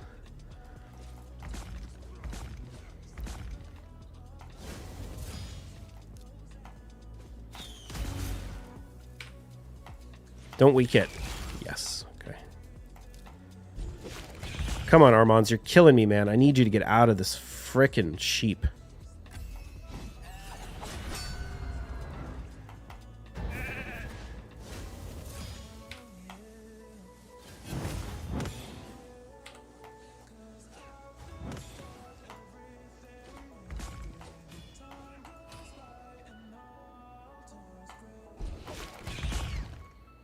Wait, was Maladets the guy I had that crazy long battle with the other day?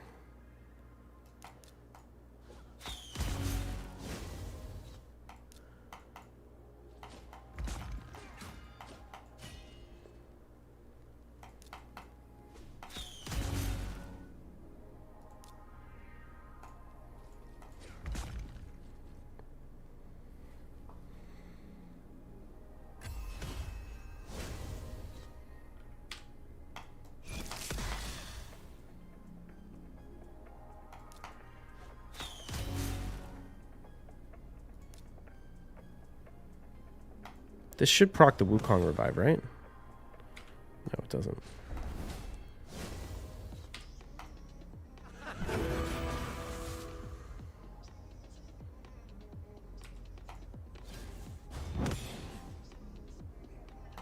So watching the initial fights of this VOD, Marius can actually kill Siegfried through passive, but the catch is that the first it has to proc the passive and reduce the block damage duration.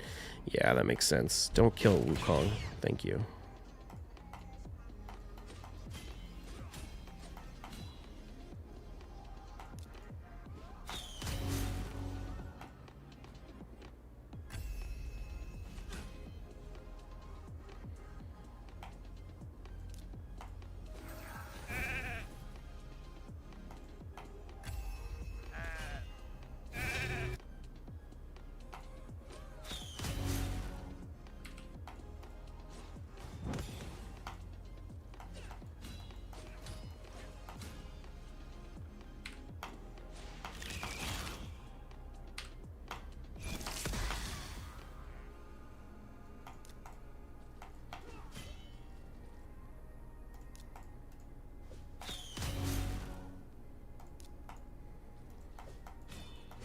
Oh, shit. The timing on this is so bad.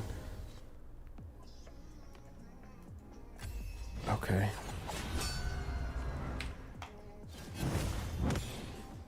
Nice.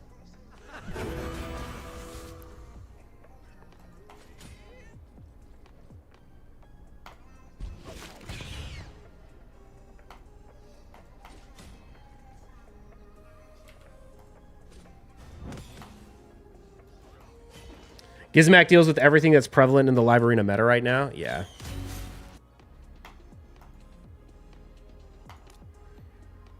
How are we doing this set? 1, 2, 3, 4, 5, 6. All right. Let me just check. How are we doing? 26 out of 40. So we need 14 more wins. I'm going to keep doing these. So we've got, what, 20 minutes left, and we've already done... What did I say? 26? So we've got 10 wins in the last hour or so.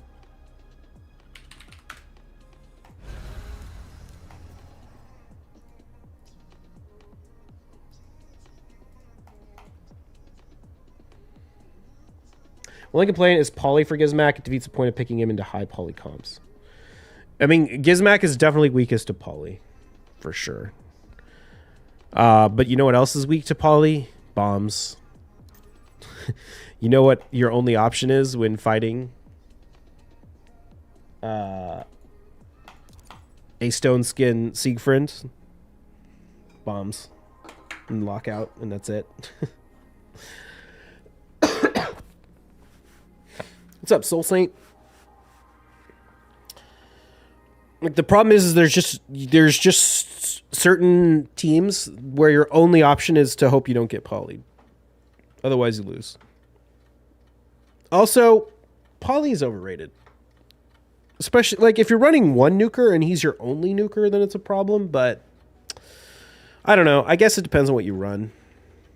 I just really need my Sulfurion to get the stupid 3-star. Even the 3-star soul would make a huge difference in Sulfurion and make him viable.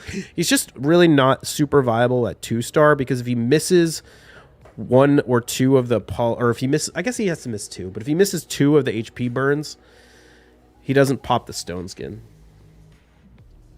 I've been running Gizmar as a challenge. I mean, I run bombs all the time. And the nice thing about Gizmak is he can...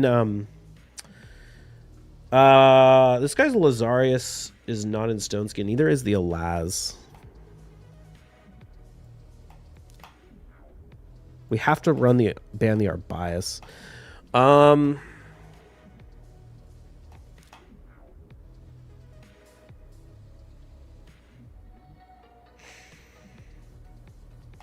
I think we run Stultus here.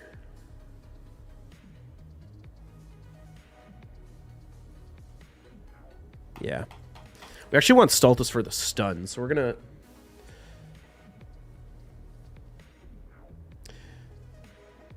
His alt form is great against Siegfried. Yeah, he's super good against Siegfried. I want him. Siegfried is my biggest nemesis. That's what I really want him. And he's really good against Gizmak since he can't be resisted. So you can pop the stone skin on the Gizmak as well. Although to be fair, you don't really need to actually land it on the Gizmak or Did I say Gizmak? I meant Galathir. You don't actually need to land it on the Galathir. You can land it on his friends. Okay. We have to ban the Arbias. What's this guy's name?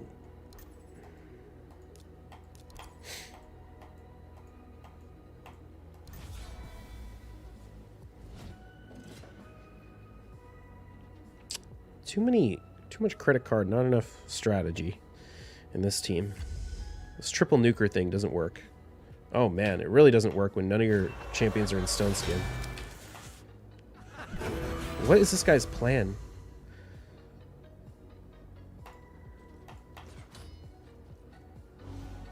This team is so bad.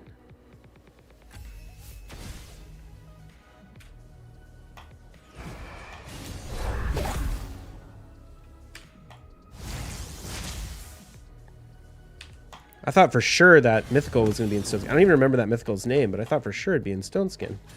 Why aren't the Lazarius in Stone Skin, or the... Why are you running triple nuker? Thing is like, I know this guy has good gear because his Arbias is fast as shit. Oh wait, maybe it's not. It's just faster than my Arbiter. But still, I mean, my Arbiter's 323. Just why would you run triple nuker right there? It makes no sense. Pop is passive when you first strip the Stone Skin, then flip in. If burn is still on, the abilities will ignore block damage. Yep. Yeah, he's a really good Siegfried counter.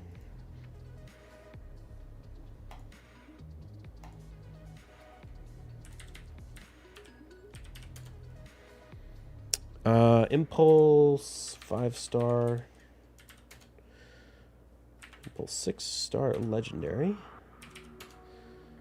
Zeal 5-star. 5-star legendary. Impulse 6-star epic.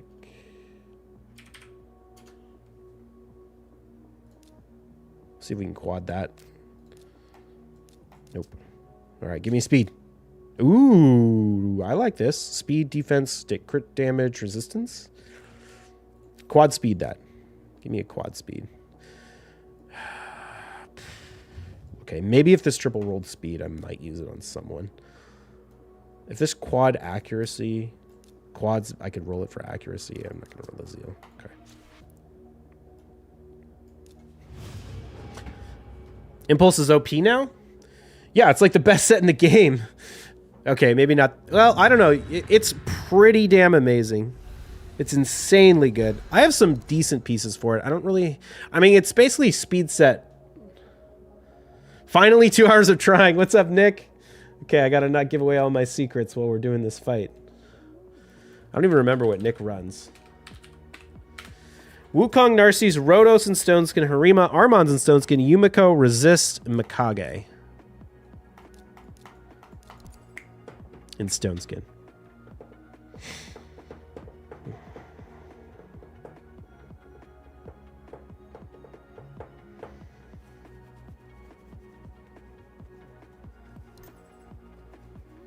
Ah, you're going with the old Ancora.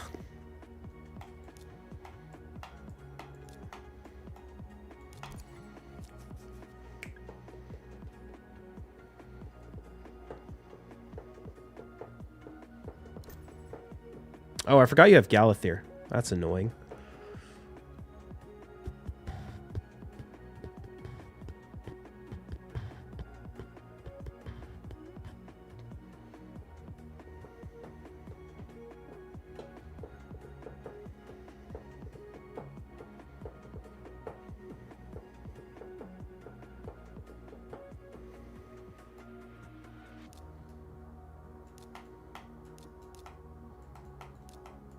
This might be a huge mistake.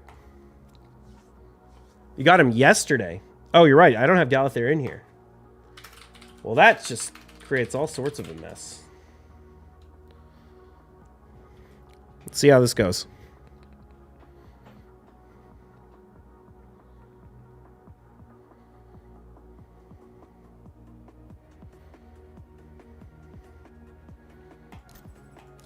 What?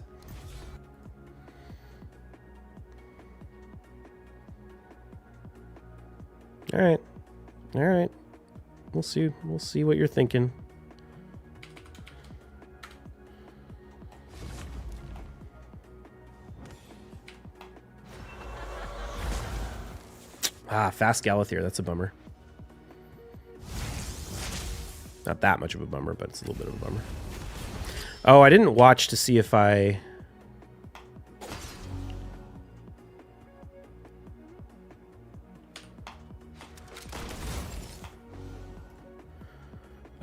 weak hit your...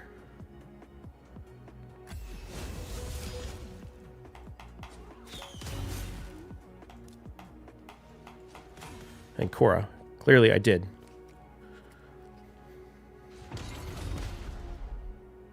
Did I weak hit the Narcies too? Jesus, man. Well, that was some shitty RNG. That was some super shitty RNG. Why didn't the Narcies get locked out? I must... Or not weak hit. I 3%ed. Yeah. Bummer.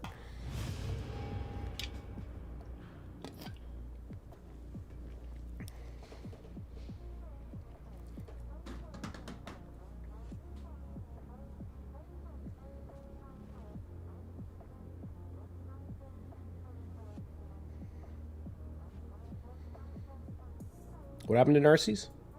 My Crixia 3%ed him, so he was able to use his A2 when he should have been locked out.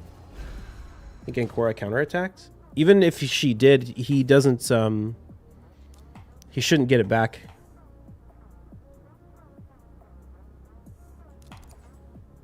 Ever consider going back to Warlord? Crixia weak hits and gets polymorphed a ton. Yes, the problem is I don't have the gear to use Warlord effectively. Because I don't have a triple roll accuracy chest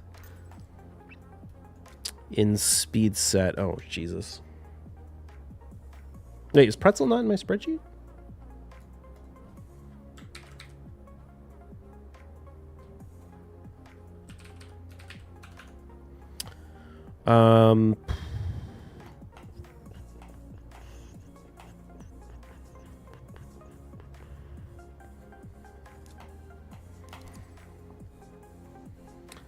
Chrissy isn't full lockout like Warlord 2. It's a 3-turn. Yeah. And Korra reset does reset skills. Yeah, that's what I'm saying. I'm pretty... No, maybe she did. Was his A2 locked out? Or is A3 locked out?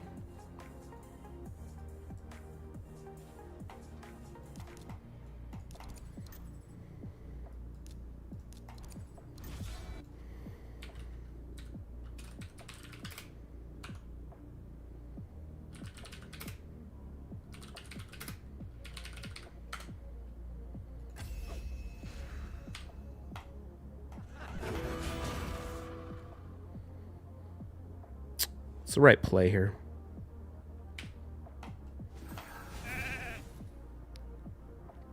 She's going to lock me out, but Lazarius isn't in Stone Skin, so we can just kill him with A1s.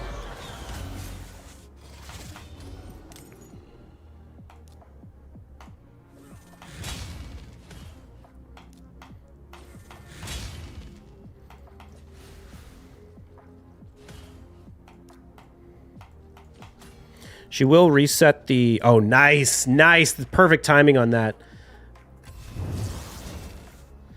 Because it's going to mean that she's not going to be able to reset the Siphi. See if we can push this turn. No, she's too high resistance. I should have done that. Oh, well. Doesn't matter.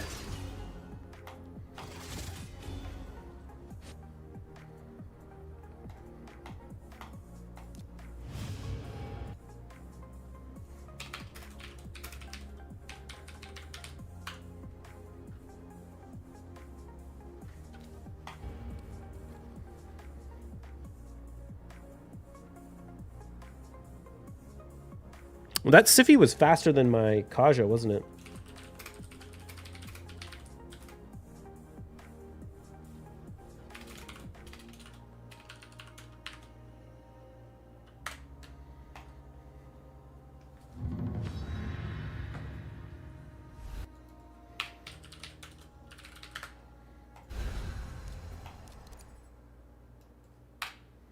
Dude, I haven't fought a gold 3 player in forever.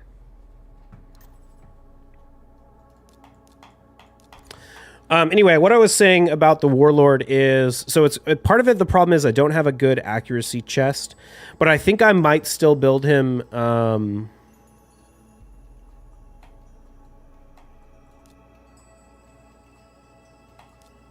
Narses, right? Yeah. I think I might still build him.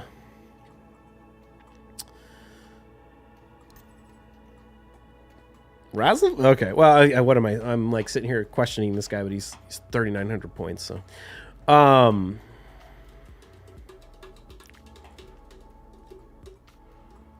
words are things. Oh, once the Armons gets his soul and he starts to be faster, I think I might go back, or not go back, but I think I might also build out Warlord and use him against like Armon teams and stuff. I hit a reaction on someone. I'm a little worried it was that Razzle.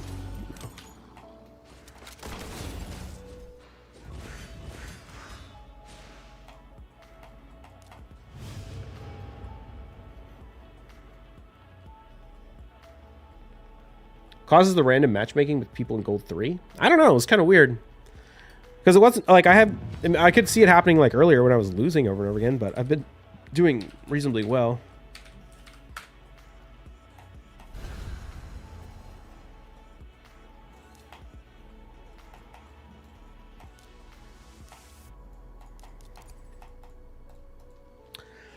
All right, Tommy boy.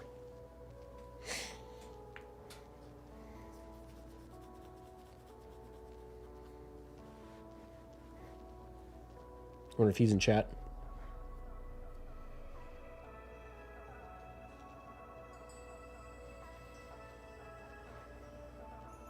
I could also consider just not running Warlord and Stone Skin. I don't know. I need to rejigger some stuff when I get the Armon soul. One of the things is I recently pulled, and actually it's not just the souls holding me back. The other thing that's holding me back is so Wukong's not in Stone Skin.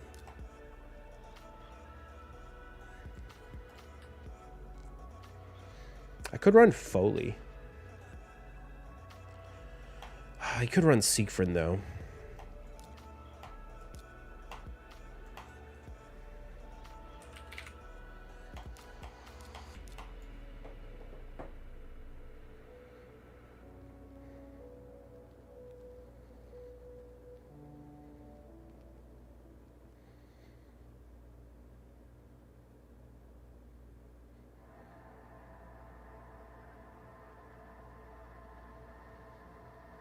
Let's try it.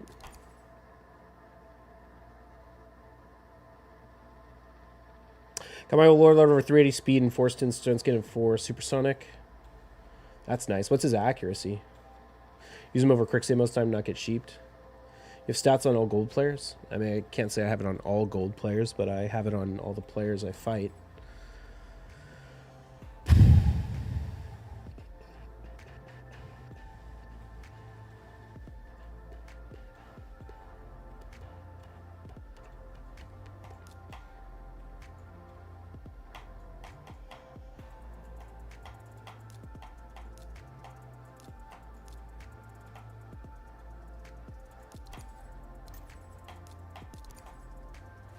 Interesting choice.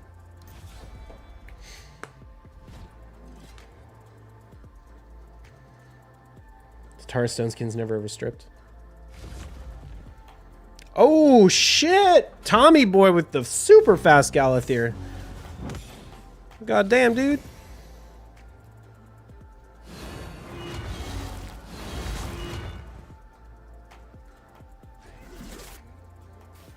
I wasn't expecting Galathir to be as fast as champ.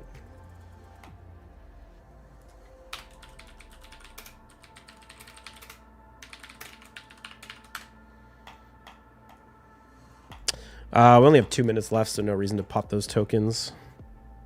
1, 2, 3, 4, 5, 6. I got 6 out of 10. All right, we'll take it. How we doing? 74-20.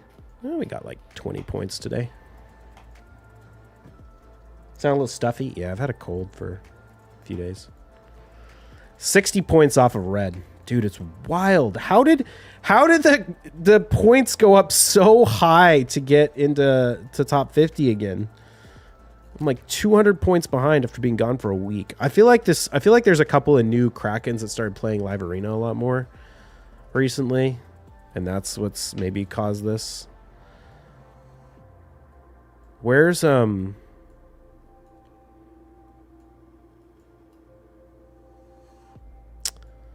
let's see.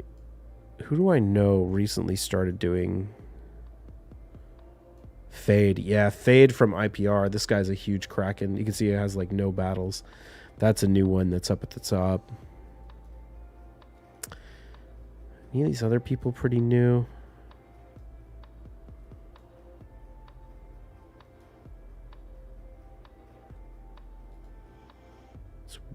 How long is SF? Is that a recent thing that they've started doing Live Arena, or have they been around for a while? 2,800 battles is not very many.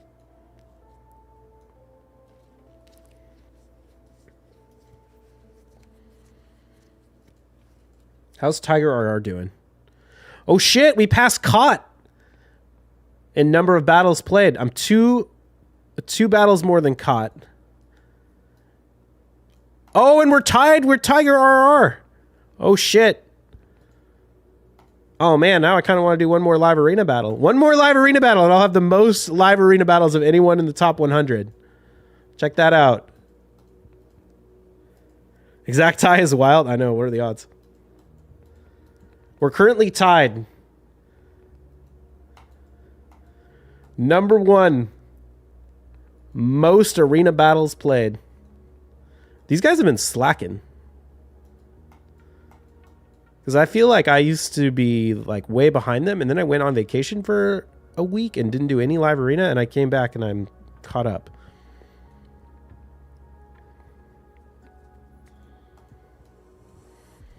That's crazy that we're exactly tied. Damn, I wish there was like a little bit more time.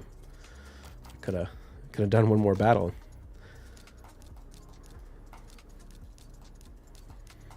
Number 1 most Live Arena battles played in the top 100. That's probably got to be global too, because I have a feeling if you played that many battles, it would be kind of hard to not be in the top 100. I don't know. I could be wrong. Oh shoot! What am I pulling these for? I got to pull a bunch of these shards later.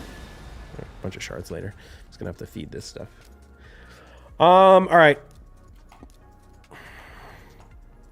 Is there anything I need to get done? Oh, I got the rewards from Sand Devil. It's probably top 1 globally. I'm just gonna start putting that.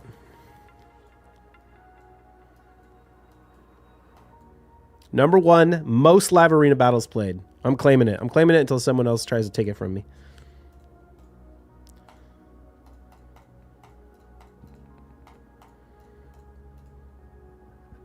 Some of those bots might have more, to be honest, but we won't count them until they can prove to me that they have more.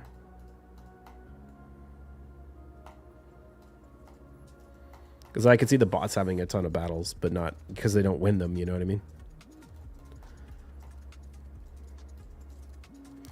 All right, so we got to go play some BDO.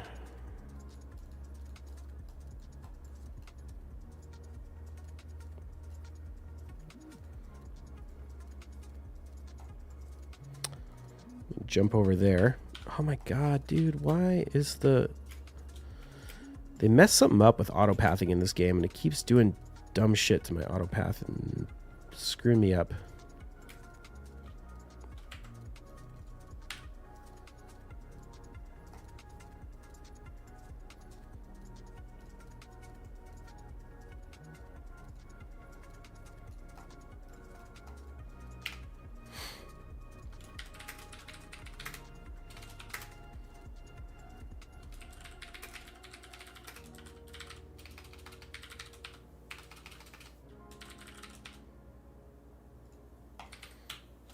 All right, let's turn our audio on.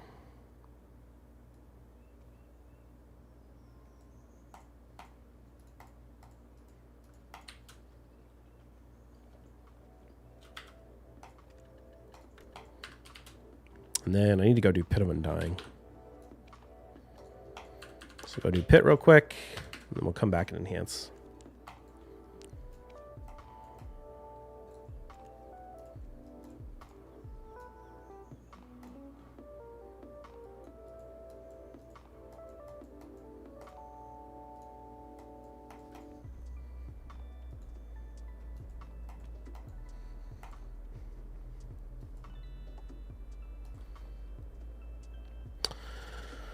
Oh, shoot. Game just crashed.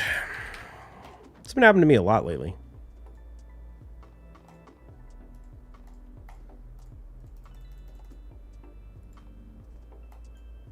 Oh, shoot. I only need 11 more wins in Live Arena to get this Mario's mission. We're on a champ training event right now, right?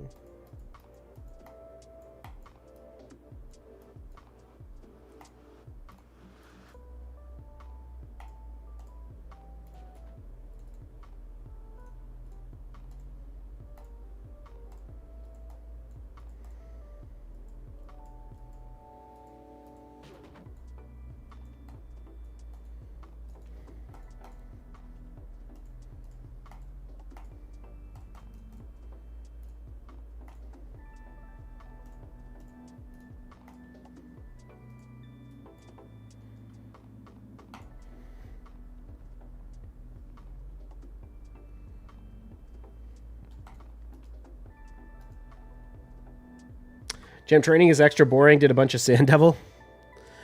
I'm like, because I did the Incarnate soul like purely off champ training, I'm super low on champ training resources. Or just like champions that are ready to go. That being said, I'm going to pull like 150 Ancients tomorrow. So I guess I'll get a bunch of 3 stars. I'll make it easy.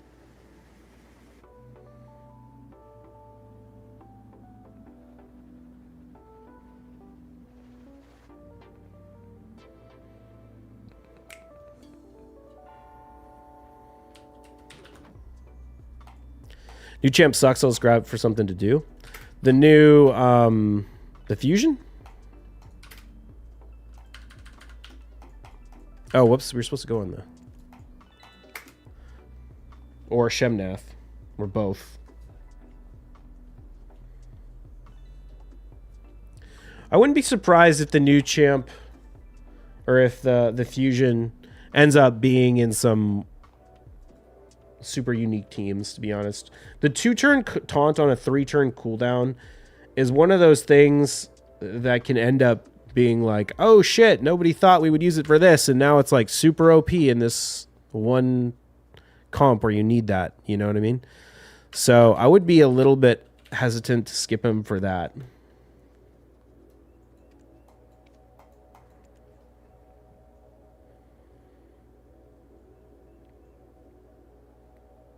Oh shoot, I should... Well, no, I can grab my Villa and Pit.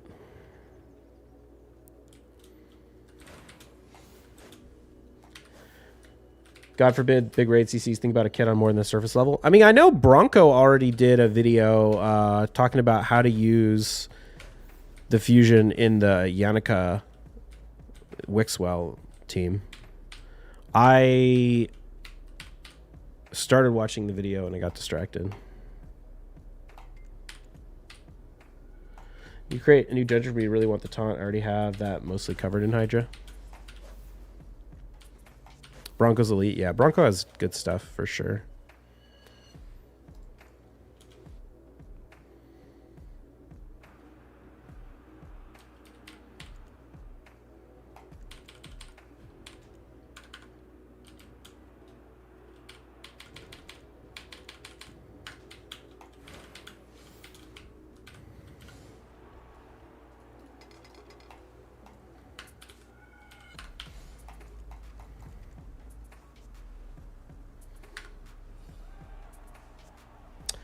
I think the 2-turn provoke is worth going after, even if I instantly vault him.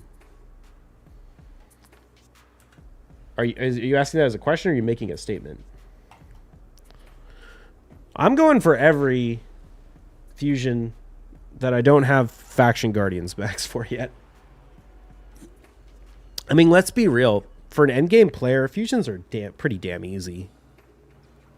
Like, once you're at the point... Yeah, that's a statement. You're doing the fusion? Yeah. Oh, whoops. I forgot to grab my villa for my tent buff. Once you're at the point where you're one-keying Ultra Nightmare Clan boss, I mean, like, I don't know. Fusions just don't feel like...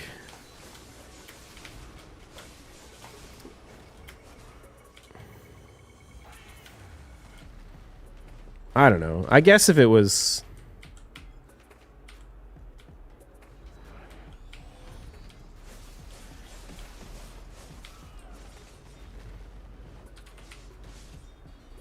Just like skipping them. Why is he not doing his thing? Is he not... Bro, do your mechanic. What are you doing?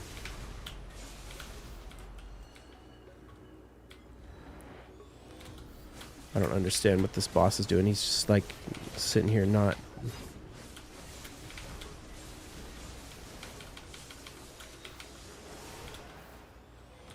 There we go.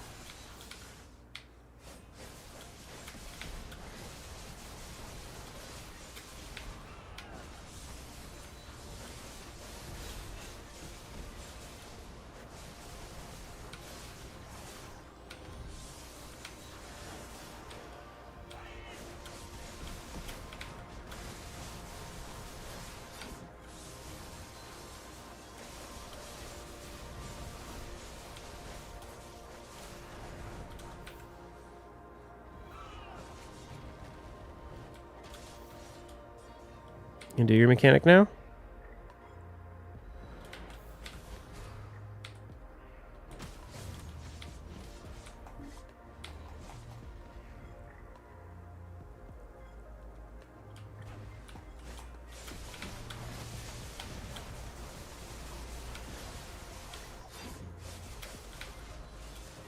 There we go. All right.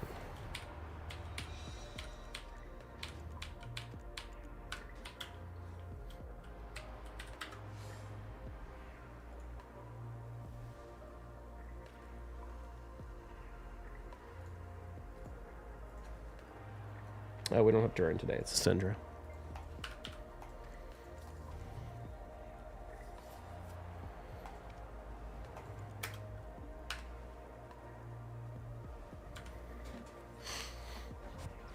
Do you guys know if you can pull the Carnage Soul after you get him, or if...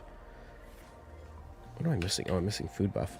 Or if the only way to get him is from the chests from Centranos. Because I saw, like...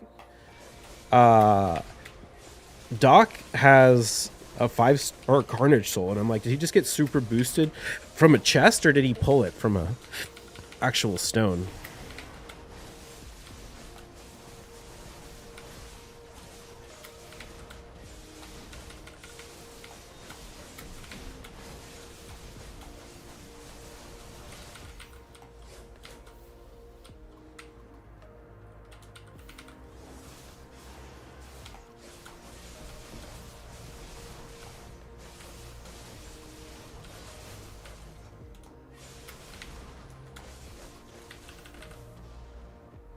Assume you can if you have the chance. It'd be pretty annoying if you can't.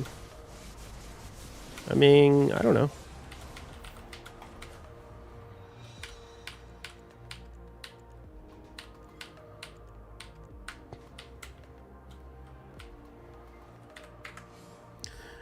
On the one hand, it'd be kind of nice if you could... It depends on what the rates are from the chests, right?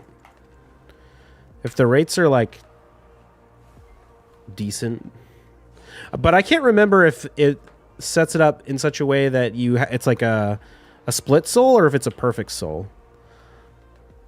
Because it could be like you pull a split soul, and then once you have one split soul, you can pull the next split soul, and so on and so forth. But I do kind of like the fact that I'm going to be able to get that soul from Centranos without having to pull it, because if I can get him to 6-star, like he's definitely a champion that benefits a lot from 6-star.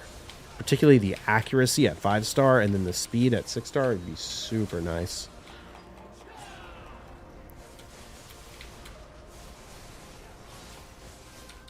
Thought because they're Stun City rewards, we could only get them from there. I don't know. That's what I was asking. I mean, you can't pull the champion from a Primal Shard, but I don't know about the soul for the champion. Do they have a mechanism to empower him yet either? Or is that not even in the game yet?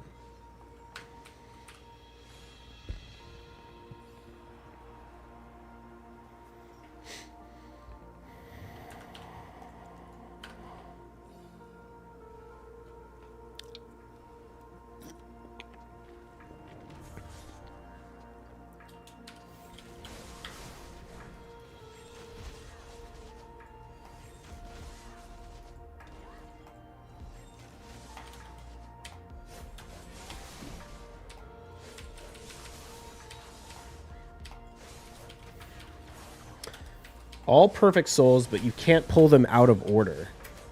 They confirmed it goes 3, 4, 5, 6. Also, the soul is random.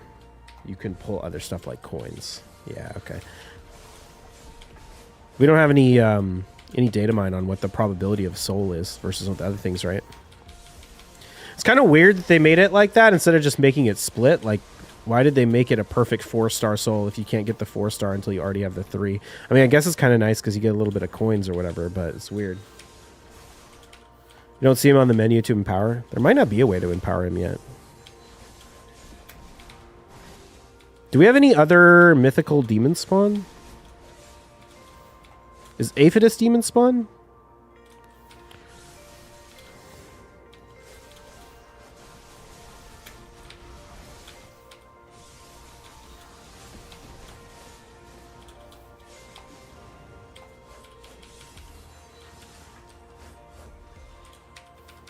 He's the first demon spawn mythic. Which faction is Aphodus in?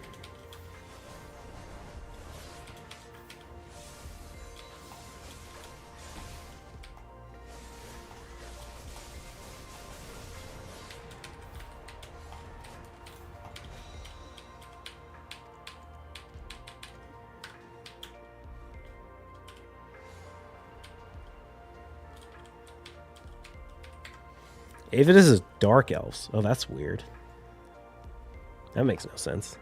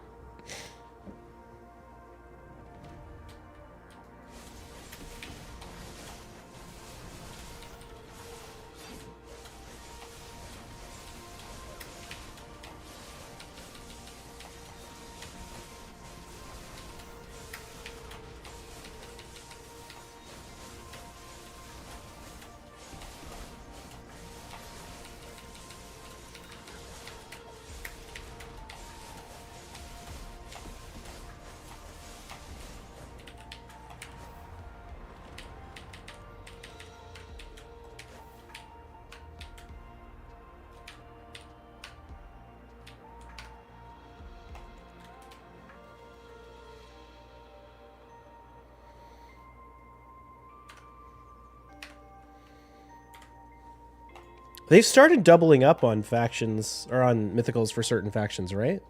Which factions have 2?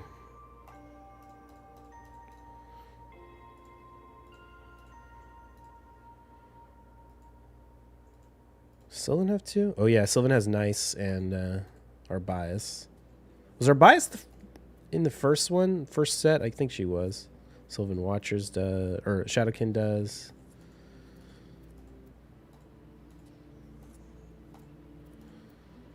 Yeah, I bet Demon Spawn is the next one we get. Skinwalkers does.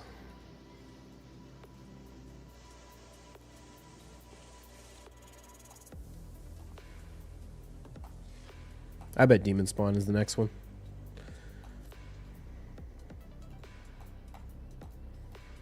And that'll probably be the one that empowers Carnage. It would make sense. It's like reasonable timing since most people are getting Carnage right about now. And then... oh, my game crashed, didn't it? So we can't use the map to go back, can we? Let's That's annoying. Oh, wait, no, I already did. What am I saying? I'm in Glish.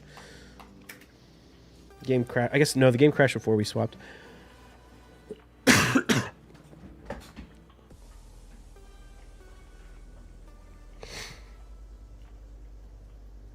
I'm a little surprised we got Nice before we got the Demon Spawn one, to be honest. It kind of makes sense that Shadowkin would get one other than Mikage, because Mikage is the guarantee, but...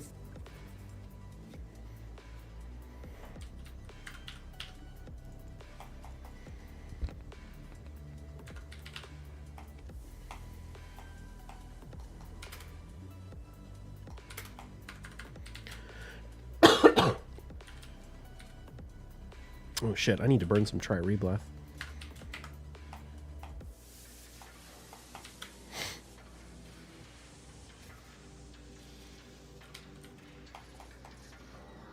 Still not get Mikage yet? Nope. I think I'm still missing 2 epics.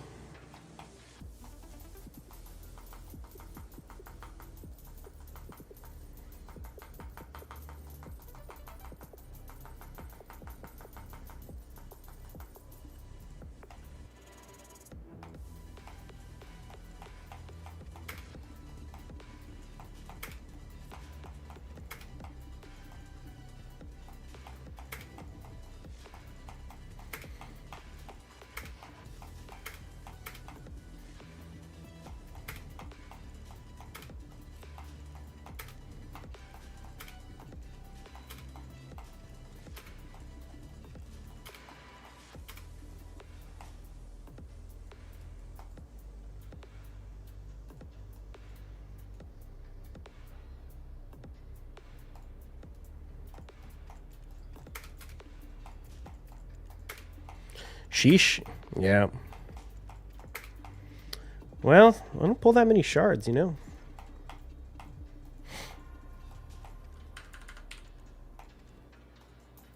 Especially not in the past. I was wondering why you never use her in Arena. Yeah, still don't have her. To be honest, I don't know if I would use her in Arena much. Like, don't get me wrong, she's really good, but she doesn't really fill a role for me that isn't art. Like, I basically view her in the same way you would view Lockout, right? And in my opinion, you want to run 2 turn meter boosters and a Lockout for the kind of strategies I run. I guess you can run double Lockout, but usually when I'm running double Lockout, it's like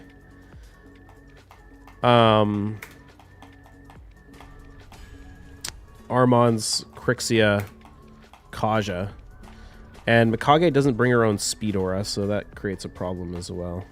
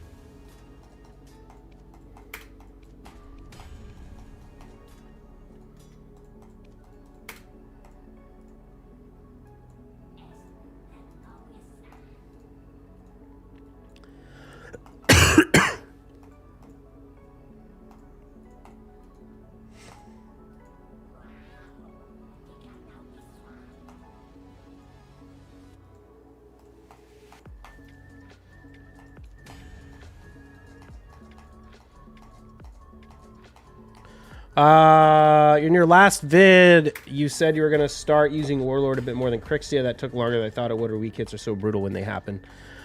To be fair, I said I was going to start using Warlord over Crixia when I get the Armon 6-star soul. The problem is I can't... Well, okay, so if there's a few things that happened that... Like, it just wasn't possible to run both Warlord and Crixia. in reasonable builds until very recently. The problem was I only have 3 or 4 gloves in speed set or a speed set equivalent that have triple speed on them. And they are on Kaja, Arbiter, Armans, and Crixia. However, recently I triple rolled speed on a supersonic set. And since Armans is in supersonic, that means I can put those gloves on Armans, and I can move Armans gloves onto Warlord, which means I can now make a full build on the Warlord with gloves, with triple roll gloves. And when I get this 6-star soul on the Armans, he will be significantly faster than he is now. Right now he's about 400 speed, but when I get him 6-star soul, obviously that's another 15 speed. And so then I won't need the Crixia to be as fast. Because I won't need her to be like the fastest champ on the team. Armans can do that job. Like when I run Armans, Kaja, Crixia, the biggest problem is someone bans the Kaja and they beat me in the speed race.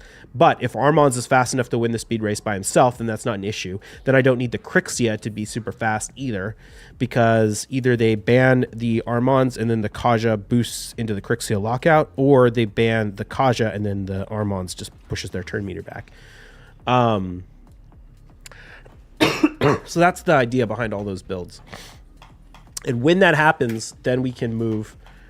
Oh shoot, I need to burn these 34 stacks. Then we can then we can bring back the Warlord.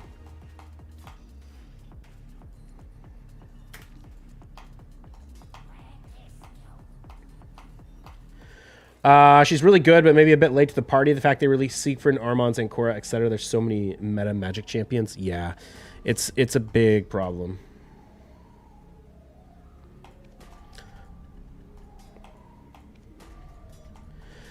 Crixia is much better on paper, but Warlord's better in the current meta. Yeah, and the other problem is too is it's hard to get enough accuracy on Warlord. When I can't use my chest. Like when my chest, the Warlord chest has to be used on Armans. The only triple roll accuracy chest I have has to be used on Armans. So that creates additional problems. Why am I doing? Oh wait, no, I need duos. That's why.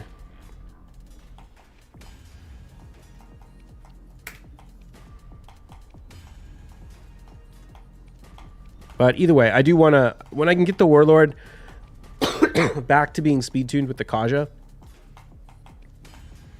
And here's the other thing I'm thinking actually as well, in that same vein. I only need the Warlord to be super fast when I'm fighting people who are running something super fast against me. And if they're running something super fast against me and I know about it, I can just opt to choose Crixia over Warlord, if that makes sense. Like if I start making notes about, oh, this player cuts in on between my Kaja and my Warlord, then I'll just not run Warlord against those specific people, but then against the rest of the people. Oh, whoops. No, I wasn't Ghost Rags. My bad. I forgot to set it on BDO. That's why we have no viewers on Twitch. What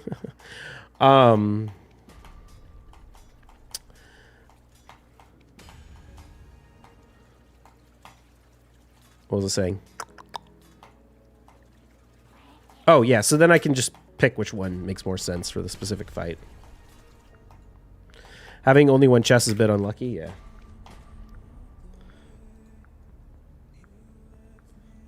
Yeah. Whoops.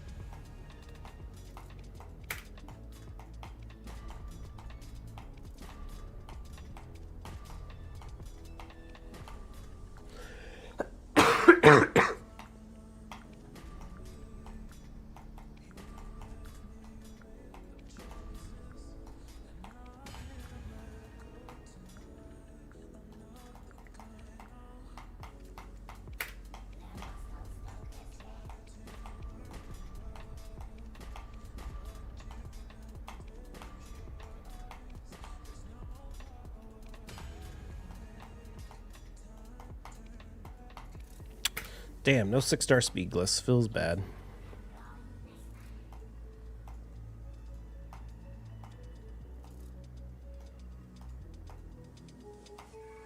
How about from High Elves?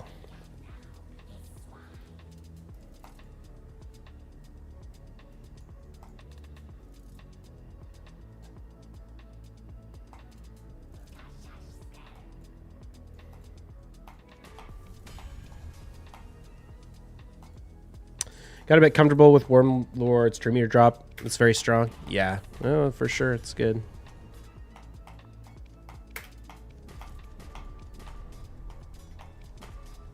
But the Crixia reset is also really nice, and the Crixia cleanse. Like, one of the things about running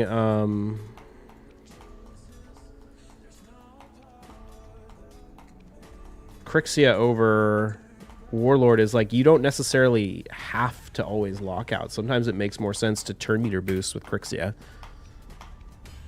and just force your team to go before theirs. Stuff like that can be really strong, whereas Warlord can't. But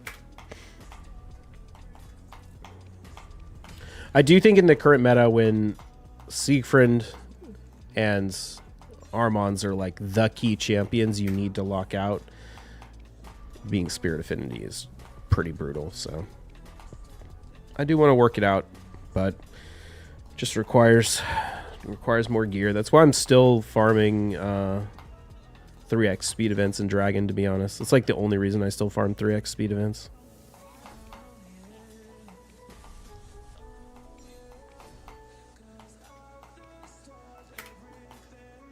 Oops.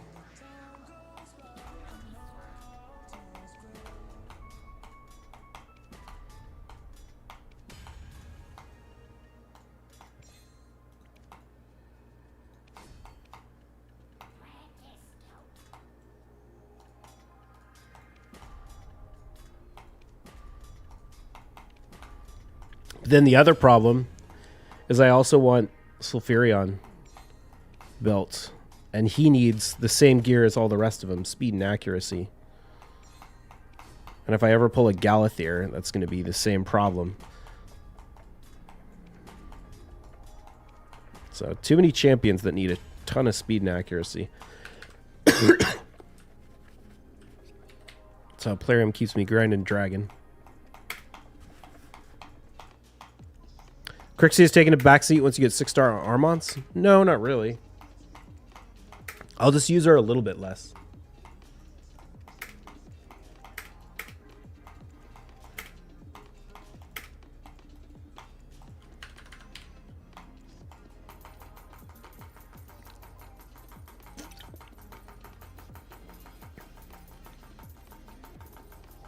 The other thing I could do, which honestly might not be even the worst idea, is run double lockout. Is run like Crixia plus Warlord plus Kaja.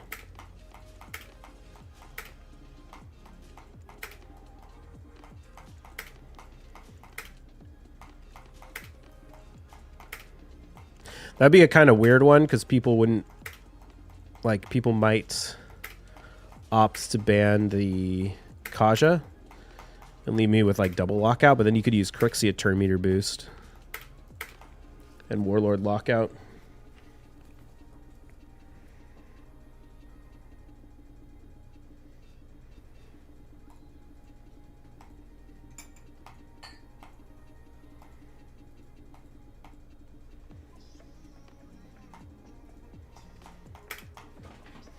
But then as long as she's faster than... Yeah, that'd be interesting. Maybe I'll think about trying that. Because that would help deal with the Siegfried a lot. if you could guarantee lockout. Of course, you could still weak hit, but only if they opted to ban the Warlord, which would be kind of weird.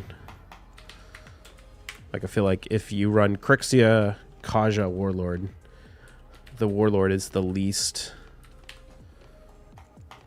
important one to ban, so...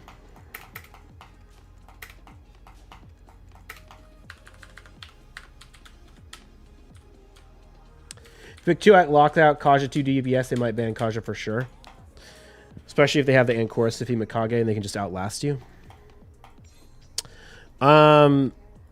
They can't really outlast me. Is the thing. Like if you let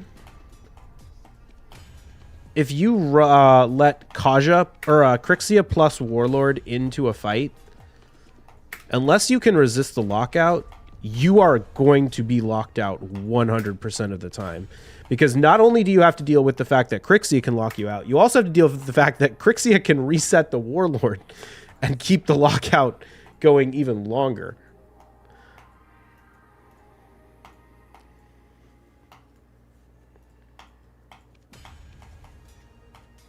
You just have to run it with like a couple of tanky nukers who aren't going to die. Honestly, that might not be a bad idea.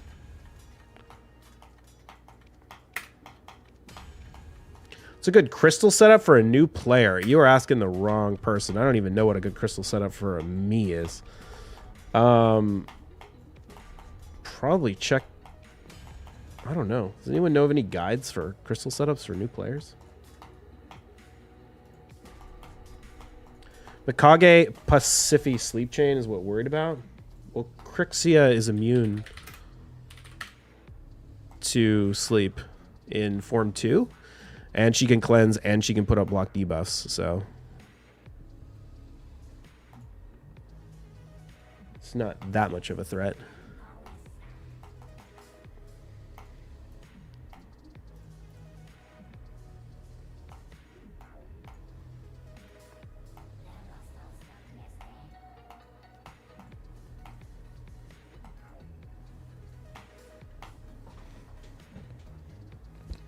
Thought it was stun on both forms? No, it's stun in Form 1 and sleep in Form 2.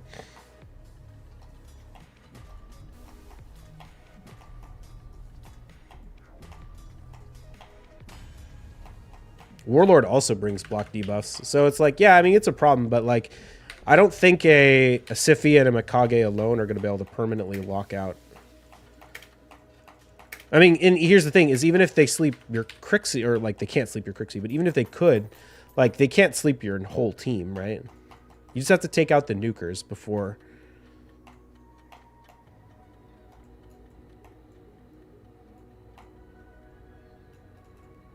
okay, what do I need to do in Raid, to be honest? No Cursed City, because we finished Cursed City. 4 days. 4 days till reset.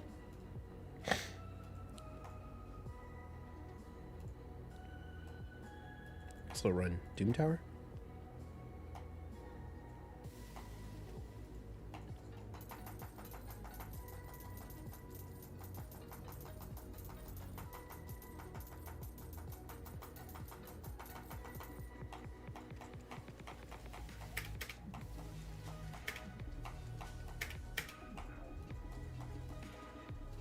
I wish I could roll some good supersonic gear. Honestly, I would love to put Crixia in supersonic if I could get some really nice pieces.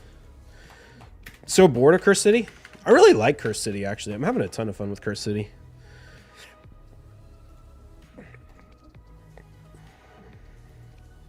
Especially now that it's starting to repeat, so I don't feel like terrible about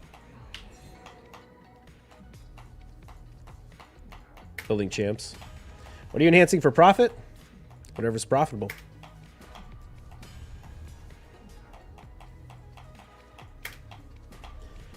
Wondering what you'd focus on. Progression 20, Dragon normal. I'm almost 30 days in and clearing Dragon 13 on normal low spender.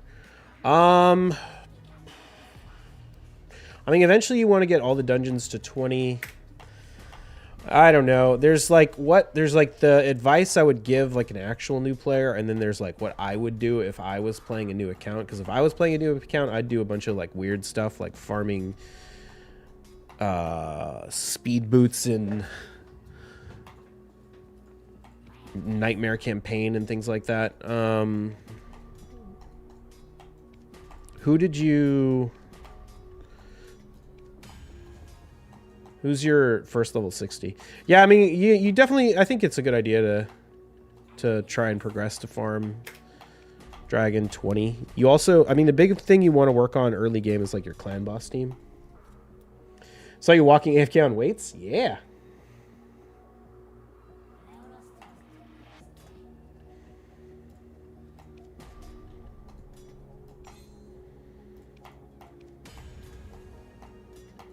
Kale 60, Wukong 50, Adolin 50, and Claude 50.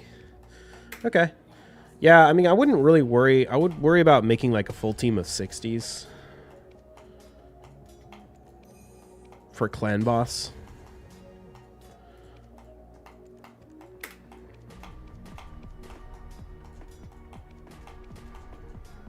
So probably mostly farm campaign, if we're being honest, for food. More than dungeons. You need probably like 70 sacreds, or not 70, you need like 7 sacreds to have a realistic shot at getting most fusions, so until you have that, it's not super important to farm dungeons, because mostly you want to be able to farm like the level 20 dungeons to do the tournaments and things for the fusions.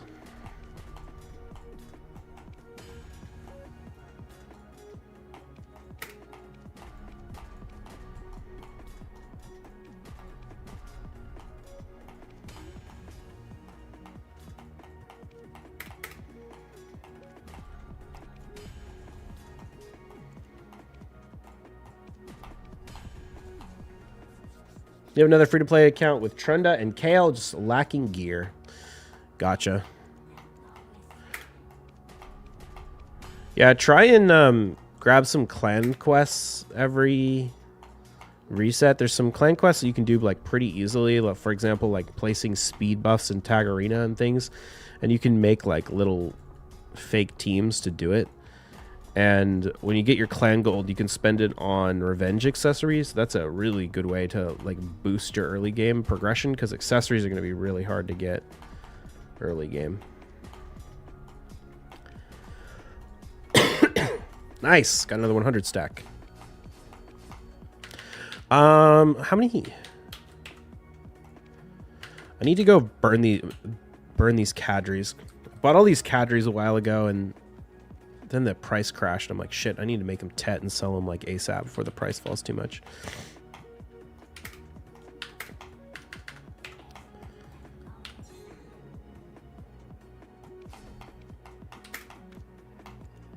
All right, let's see how many we can get out of 5.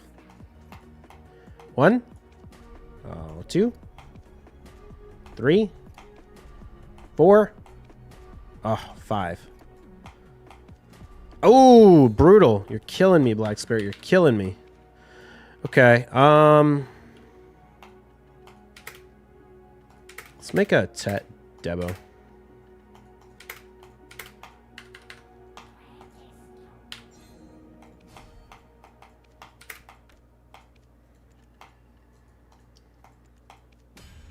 Nice. All right, chat, we're going for a Tet Debo. Upgrade counts as success. Downgrade counts as fail. You've got 1 minute to get your bets in.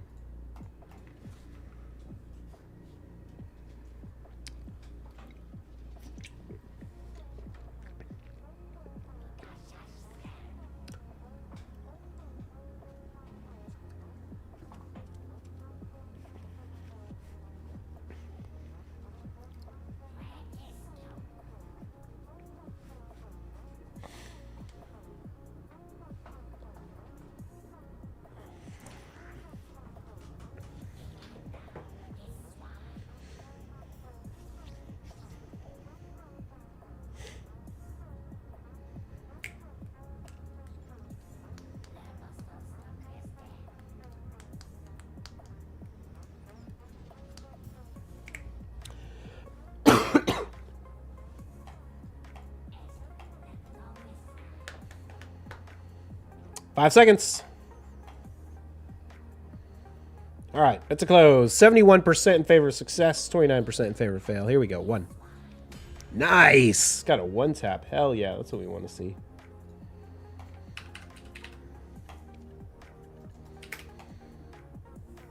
I should start tracking my distos. Or not my distos, my debos.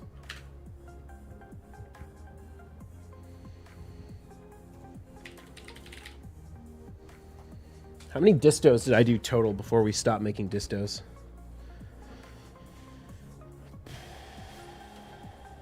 $7,004 TED distos. That's what we made.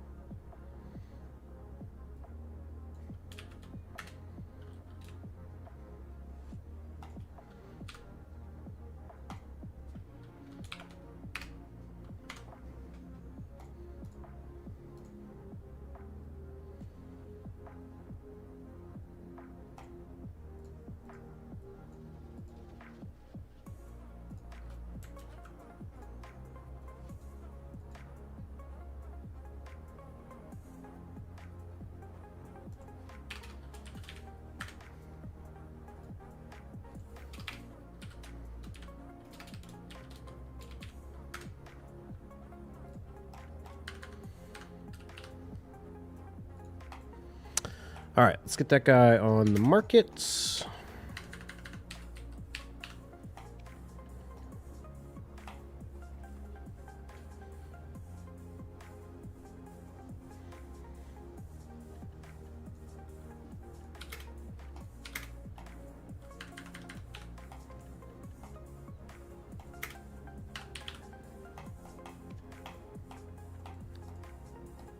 Super lucky on season character. You hit a Pangaiath helmet. Nice.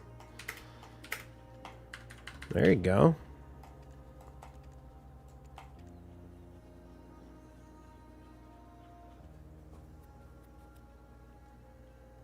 Damn, them frags are coming down.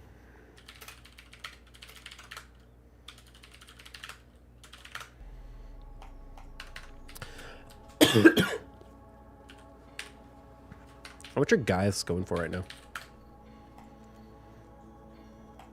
Oh, they kind of came down a bit. I feel like these... Well, maybe not Gaius. If you're going to make it to Labresca, so it's sellable, but not sure if I should go duo or sell base. I am not 100% sure, to be honest. I haven't done the math on those in a long time.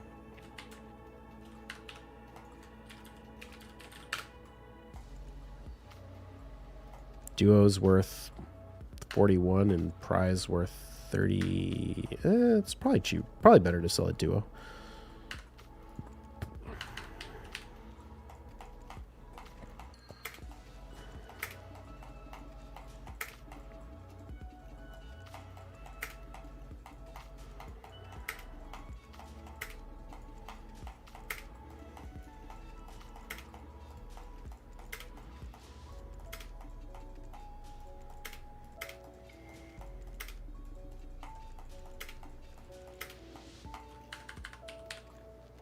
Hopefully the new Stronghold stuff is fun. Yeah, we'll see. It seems like it has some potential.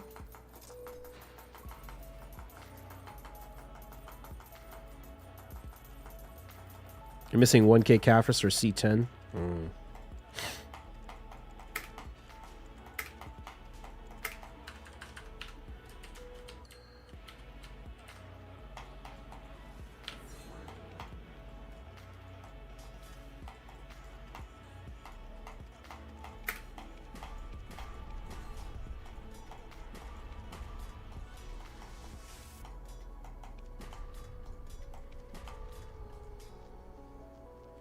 Oh, whoops.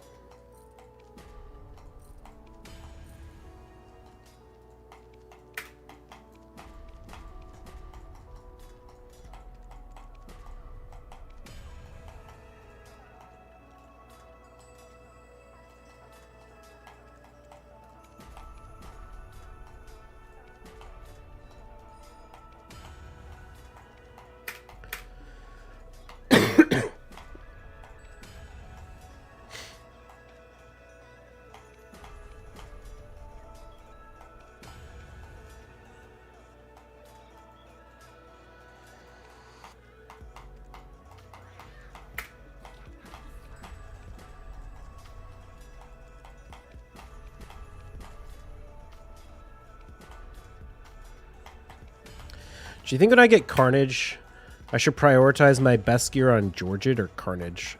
Right now, Georgid is my highest priority nuker. But I'm kind of wondering if Carnage should actually be higher than him. People are saying they're quitting if it's bad. I think that's a lame reason to quit. Well, so many other reasons they could have quit before that one. I mean, if there's anything you know about Raid, it's the community is a bunch of whiners who will complain about everything. And most of them are probably not going to quit. But some of them will. And there'll be new people.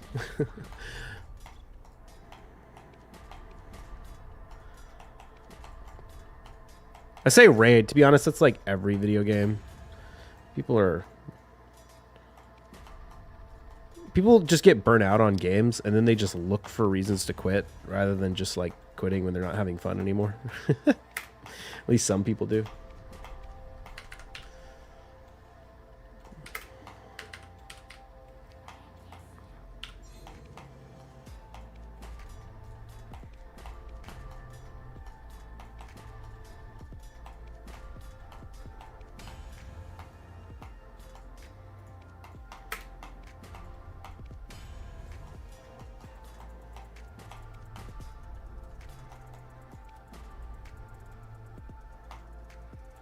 I think Carnage will be super good, but he doesn't ignore Stormskin, right? That will be an issue for him. I'd say best make him the second best. Well, here's the thing about Carnage is... can I send you my raid list for a quick comp review? If he posts you in a screenshot in the Discord, I can tell you who I think is decent. What was I going to say? Once I have Carnage, using Sulfurion as a turn meter booster to pop Stone Skin and starts to become more viable. It's really hard to use turn meter boosters that don't have a speed aura when you...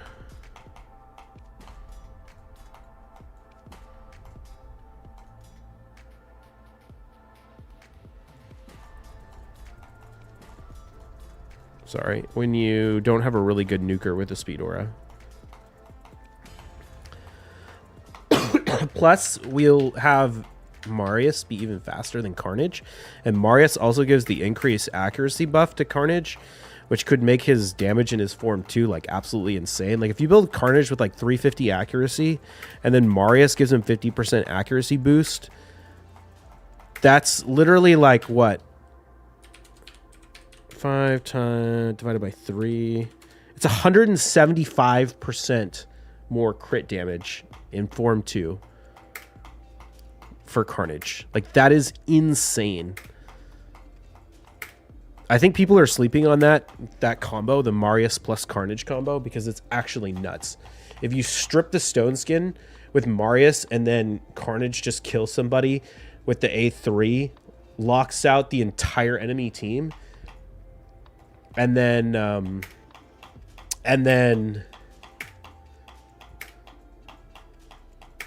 swaps the form and sitting there with like 550% crit damage or some shit with his 2000 base attack. He's gonna hit so friggin' hard.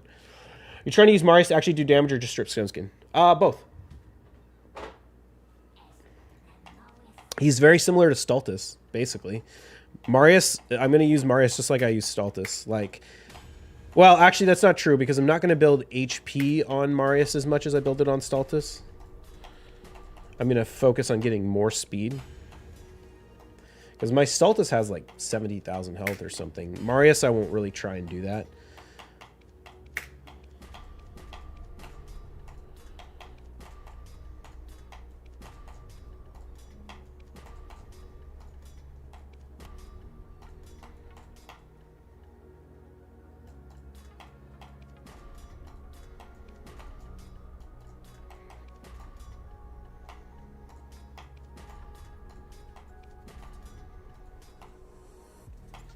Posted the photo in the raid section. All right, let me take a look.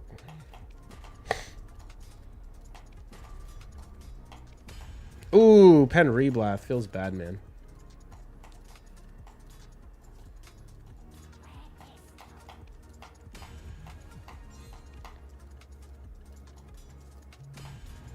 And then we don't even get the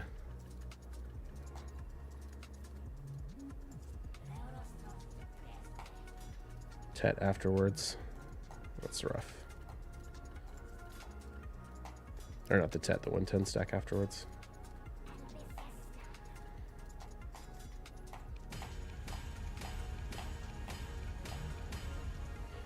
Alright, who do we have here?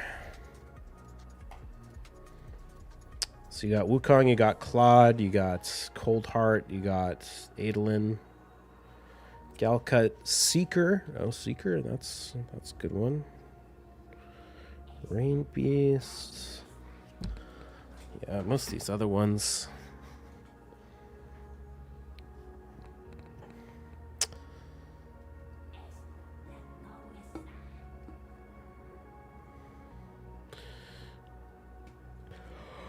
You got Piggy too. Oh, you ever pull a man eater?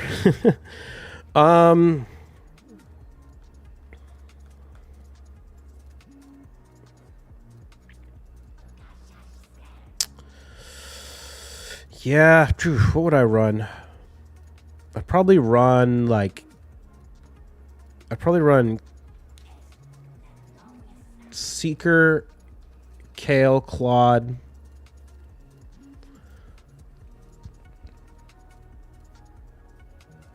Adolin. Kale, Claude, Adolin, and Frozen Banshee maybe for Clan Boss? I don't know.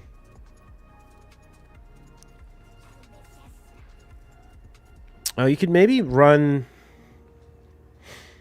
Well, you don't have Deacon or anything, so you'd have to put everyone in Lifesteal.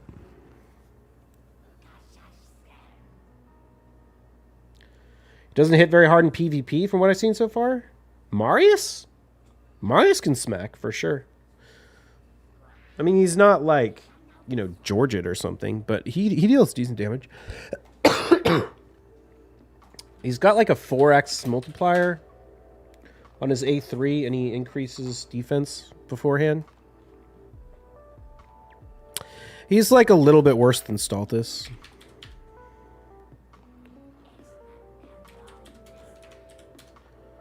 And he also gets the enemy max HP, which has some value, but not much in PvP. Yeah, he's like a 4.32 multiplier on his A3 with the self-increased defense. That's solid. If you could get him in Slayer, that would be awesome, but it's going to be hard for me to get him that fast in Slayer. We need another bolster, or another Forge Pass for Slayer. I was told there was an OP lifesteal set you could get before the Adolin chase, so it's too late for that. I mean, I would hardly call it OP. It's like literally like 4-star gear. It's pretty trash. It's good gear for like literally your very first character for campaign farming and stuff, but it's not anything you would use except for very early on.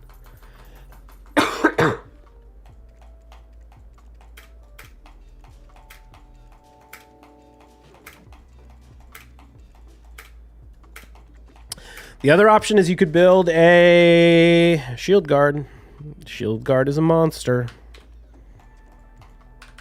But I feel like that's one of those things where you kind of got to know what you're doing a little bit more.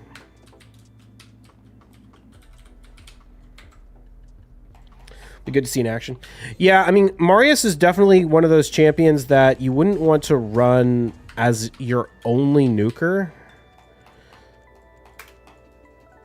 So you want to use him in comps where someone kind of needs to ban something else. So, for example,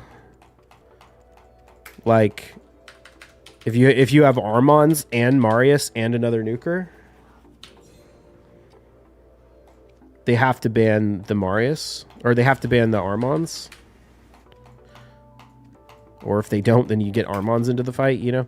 Or same thing with Lockout. Like if I'm running Kaja Arbiter,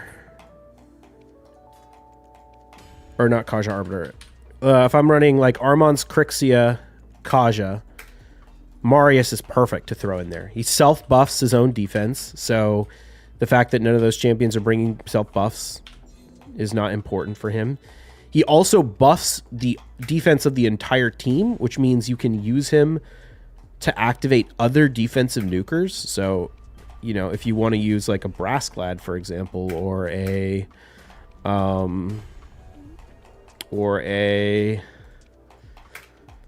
Harima or whatever, Ragash, whatever, you can use him to activate the other nukers. So he's good for that. And, you know, yes, he's not going to do all the damage by himself, but he's going to strip Stone Skins. He's going to deal enough damage that if they let your lockouts and your Armons into the fight, you're still going to be able to kill the enemy because you're just going to be able to control them enough for him to eventually kill them.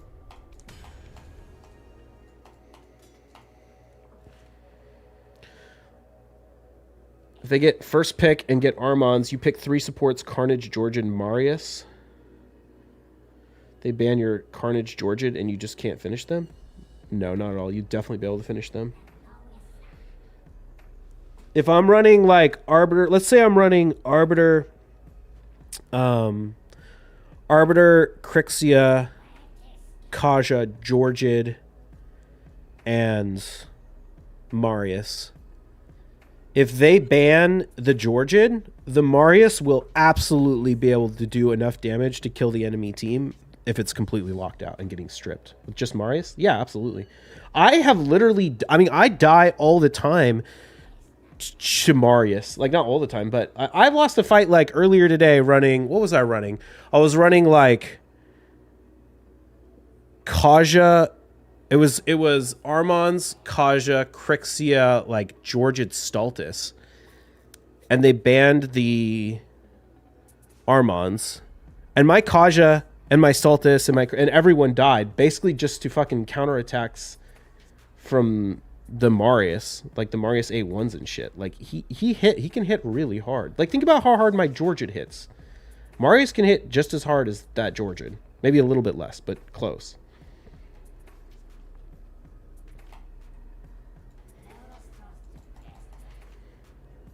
He's got a 4.3 multiplier on a defensive based nuke that strips buffs. That is not a bad nuker. It's not like a god tier nuker, but it's not a nuker that's going to be unable to kill an opponent.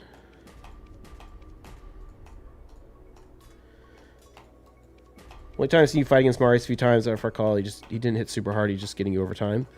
Well, you probably... I mean, like, Marius is never going to be dealing, like, his full capacity to me because I'm not going to let him. I will never let any nuker hit, like, free reign on me. I mean, if I do, the fight's already over. But that's the thing, is... he doesn't have to kill them in one shot if they're opting to leave all your lockout and your control. Like I said, the options are either they ban the Marius or they ban the other nuker, leaving you with only Marius, but you get all your lockout and your control. So the Marius can still kill the opponent because you're just keeping them controlled the whole time. Or you're getting 2 nukers into the fight, and Marius and the other nuker are working in tandem to kill the opponent, particularly by Marius stripping the buffs and stripping the Stone Skin to deal damage, but also to enable your other nuker to do their job.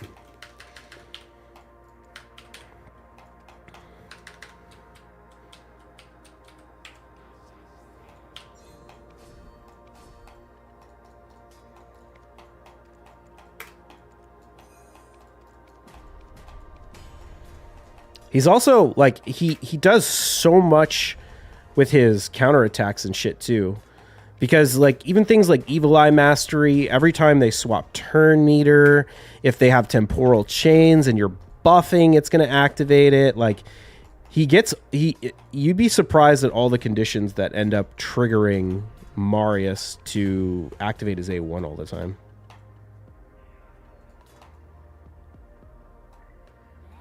Totally think you're right. If you have supports alive in the Marius, assuming Marius doesn't die, it's possible.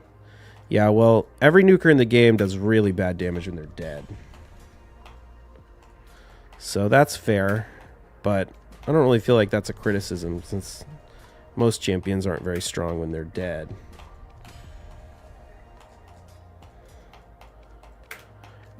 Can I ask, is Salt quit already? I mean, he didn't, like, officially quit, but he hasn't played in a long time.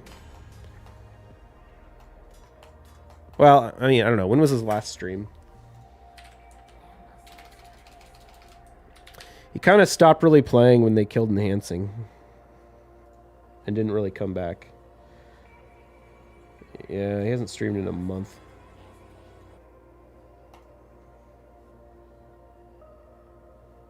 I did 502 mil with Adolin, Kale, Claude, Coldheart, and Surin. I'm trying hard to see how I end up. Yeah, I mean, getting to 6... Sorry, I missed that because I was in Twitch chat and I think it just got covered up. You need to get 6-star to get the Masteries. Giant Slayer. Or not Giant Slayer. Well, more Master or Giant Slayer, depending on how often the enemy hits.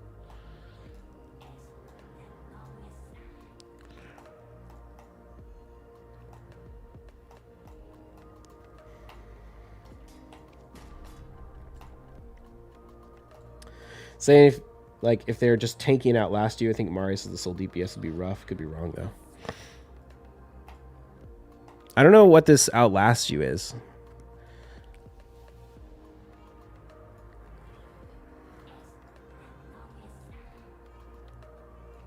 Outlast what?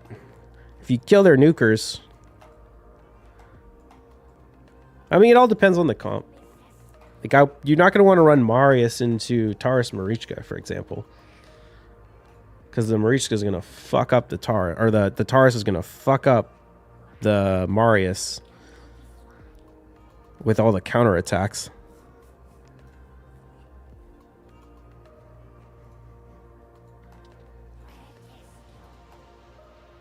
But, you know, if you run him against Taurus and then you ban the Marichka, you could make that work.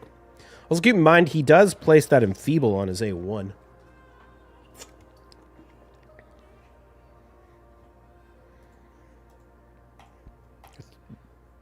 Oh, wait a minute. Was there another faction today? Oh, there is. We have Night Revenant open today, too. Oh, let's see if we can get a speed glyph from this.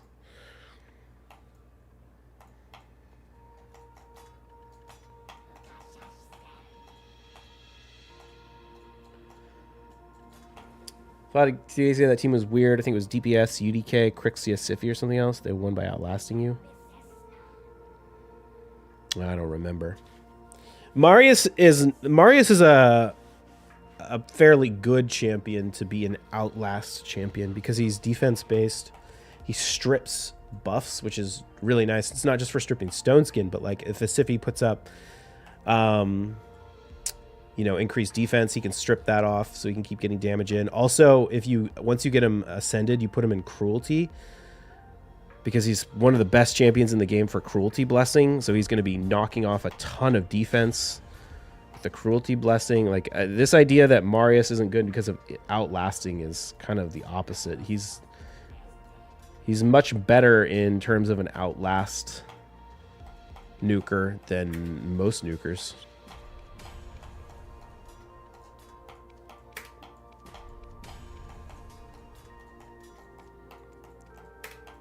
Haven't seen big nuker numbers from him. Well, like I said, he's not like the biggest numbers in the world.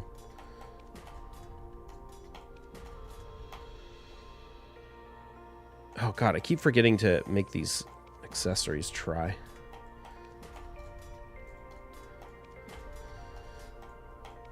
Marius cannot be like your only offensive champion. Like if you tried to run like Marius, Marichka, Duchess, Sify or something like that, like I think you would have a hard time. Oops, why did I just do that? You would have a hard time with, you know, tanky stuff. But, you know, you run Marius and Armons together and they're either gonna get completely screwed over by the Armons, or they're gonna leave the Marius with your other nuker, and you're gonna have two nukers.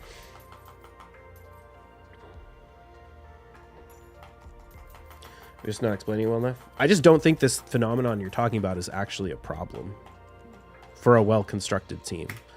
Like, you could construct a team where it's bad, but I don't think the problem is unique to Marius.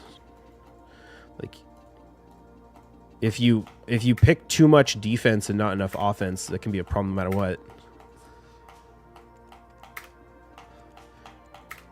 It's like the people that pick, you know, Stone Skin Harima and 2-turn Stone Skin with no increased defense. It's like, yeah, well, you know, you're very tanky, but you're never going to die. But you're never going to kill anyone. Can't be the only offensive one. You agree you can't be the lone DPS. No, there's other forms of offense besides nukers. Armons is an offensive-based support. Crixia is an offensive-based support. You just can't run only defensive-based supports and only Marius as your nuker.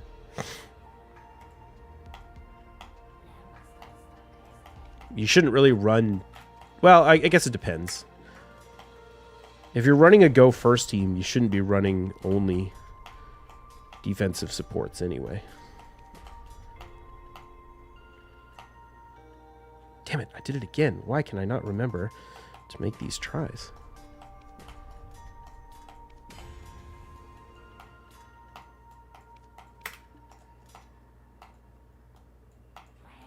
$4.28 mil on hard, enough for the second chest. Nice.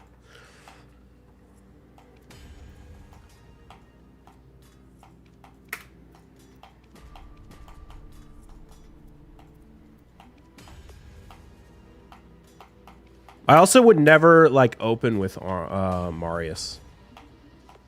Marius is a counter pick champion, not a... Like in Raid, you kind of have, or like in Live Arena, you kind of have your generic opener picks, which are good against whatever you're fighting. And then you have your counter picks, which you need to pick specifically to counter the opponent. Marius is definitely a counter pick. He is never going to be, he should never be the first champion you're opening with.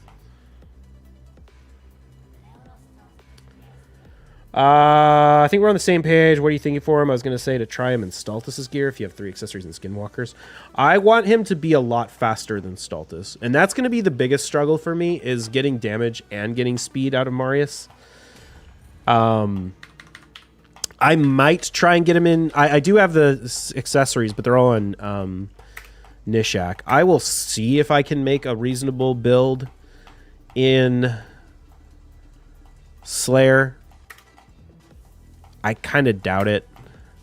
Part of the problem is Stultus is benefiting from the fact that I have Bannerlords, Faction Guardians maxed, and he's 6-starred, which makes a huge difference, and Marius isn't. I think, honestly, it's going to be really hard to get Marius to be good until I can get him to 4-star at least, and I kind of want him 6-star, actually. I think he's one of the champions on my account that benefits the most from 6-star. That's partly why I slightly consider buying Soul Stones over buying Primal Shards so I can get some more Essence, because he would be a really, really good champion to 6-star. How fast? I want him to be like 325 speed, because I want him to be the fastest nuker on my account. And that's because he's a nuker that sets up other nukers. Like, I want him to be able to go and strip the Stone Skin before any other nuker on my account takes a turn. I want him to be able to put up the increased defense before any other nuker and the increased accuracy before any other nuker. So I need Georgid like around 320 speed to be speed tuned with the turn meter boosters. And I need Marius to be faster than that. And then I kind of want Carnage to be faster than Georgid. And I want... Well, I say I want Shazar to be faster, but Shazar's not really a problem because he doesn't need to wear Savage or Lethal. My Stultus like 300? No, my Stultus is like 265.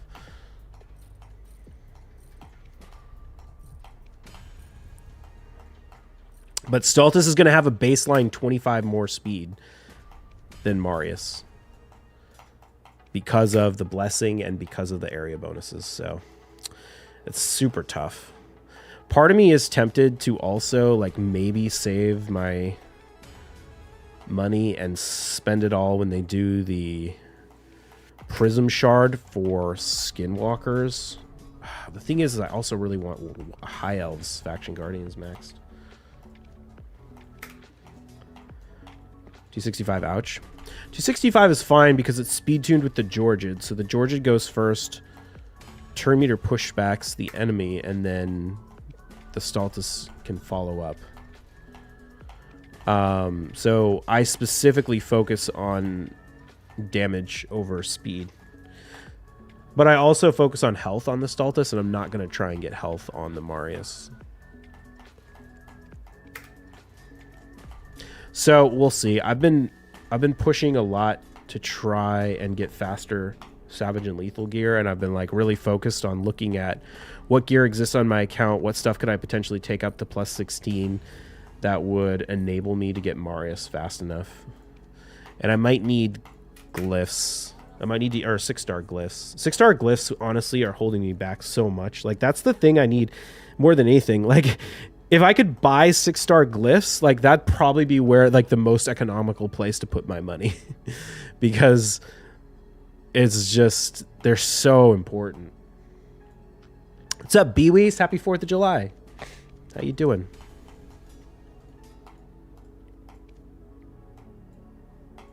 Great for him, bad in relation to the 325 speed goal. Yeah.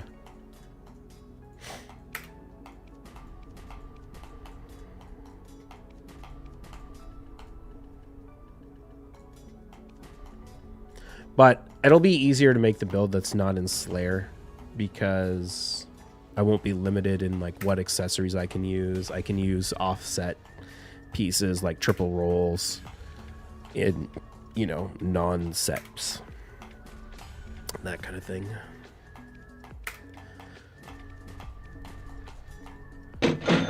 A bad since the day getting our pool finished before the heat wave. Nice. Yeah, this weekend's going to be hot.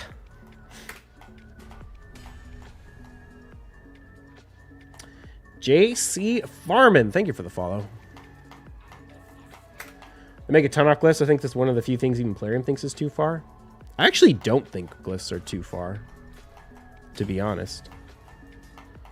I mean, I'm kind of happy they don't sell glyphs, but I don't think glyphs are like that crazy. Like glyphs are less pay to win than champions behind shards.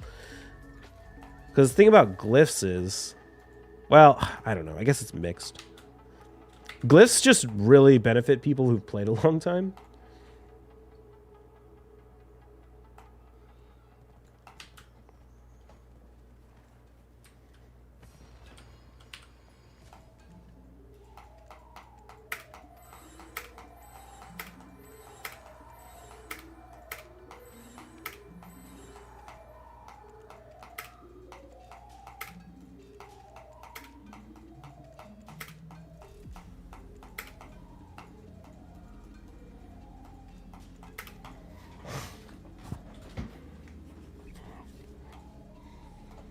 I think they said back in the day they'd never do it, if I recall.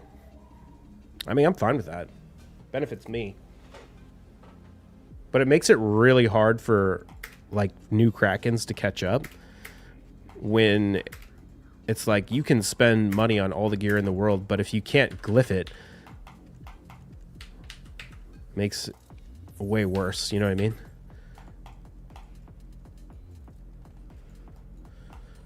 Like, think about trying to beat build like a speed champion in Arena. If all you have is, if your best glyphs are like 5-star glyphs versus 6-star, you're missing 24 speed or something like that. Like, that's insane. You could quad like all the gear on your account and it would barely make up the difference of just not having the glyphs. Oh shit, we get another Sacred Shard. Nice, perfect timing. How many of these we got? 45.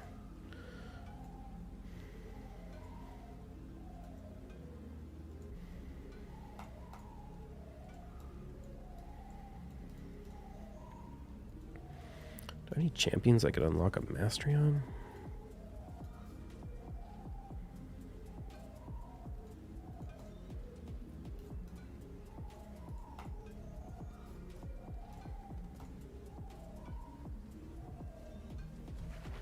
Most Krakens have the max rolls. No, I mean, not necessarily. No. Only older accounts do. But I'm constantly shocked at how, like, people, especially since most Krakens are bad. Like, obviously the ones that you know about are good, but most of the like super Krakens are actually shit at the game. People, and I'm constantly shocked at how poorly people utilize their glyphs. Like, so many people will just like throw glyphs, like 6-star speed glyphs on like random nuker gear and shit.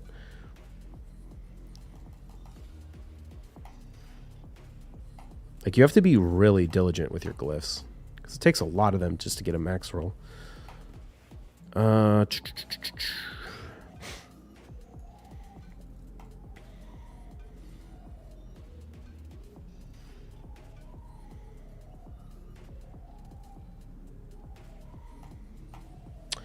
thing about Curse City is the free Remnant summon per month. Yeah, that's pretty nice.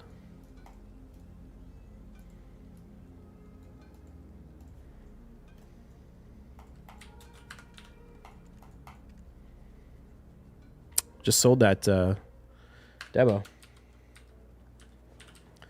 It's every pay-to-win game, to be honest. They throw their credit card at the screen and think they auto-win. Yeah, I mean, I do think there is some element of that, yeah. I mean, it's multifaceted. Like, I'm not saying every Kraken is shit. Like, there are people who spend a lot of money on the game and also are good. But there's also a lot of people who spend a lot of money on the game that are just bad. The thing is if they weren't people who spent a lot of money in the game, they never would have even like been in the same caliber, so you never would have even fought them, you know what I mean? But I do think there is some element of when you are not just spending money to solve all the game's problems, you have to learn the game better. Whereas when you just swipe to solve every problem, you're never forced to like really get in the details of the game's mechanics and stuff. A lot of Krakens don't farm gear, they just pull shards. That's true too. The number of people, like, you see this all the time on Reddit and you're like, this guy in silver 2 with like all +4 mythicals, and you're like, that guy is trash. Like, I could beat him with commons, because there's so many people that literally just pull shards. That's it. And their builds are terrible. They have no gear. Like, you see these posts, if you go on the subreddit all the time, you'll see people's hilarious accounts where it's like, bro, you got a +4 Siegfried with 180 speed and frickin' 200 crit damage and 4,000 attack. It's like, and he's wearing 5-star blue gear, and it's not savage or lethal. It's like, it's wild how much people will spend on shards, and then they won't do any farming at all.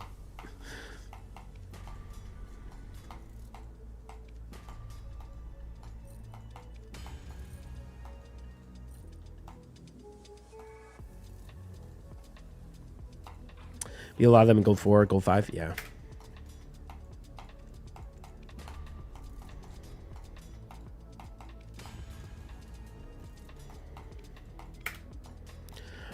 Even in the current meta, I still think the game is like 70% gear, 30% champions. Especially when you consider that like a lot of the game's really good champions were fairly accessible. Like, there's no reason you couldn't have Armons, Wukong, Ronda, Kaja, Arbiter, Stultus. Like, my most used champions are guaranteeds, fusions, login champions. Like, there's so many good champions, really good champions that you can get for free, or like with resources that you got in game for free, if you just are diligent about using your resources. But really, at the end of the day, Raid is kind of a resource management game more than anything else.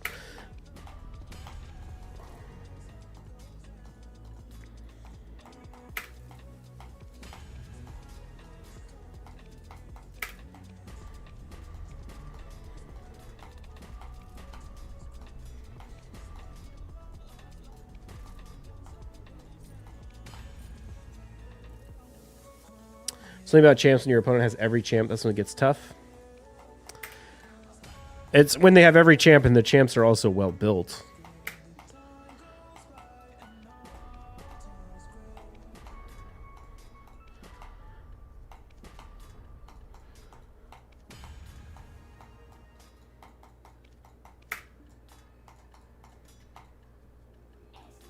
Stop raid because I remember some stuff being mega tedious to do, and you could make it much easier with some Steki launcher that most good players used.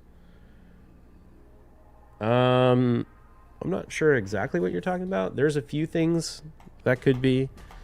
There's a tool called RSL Helper.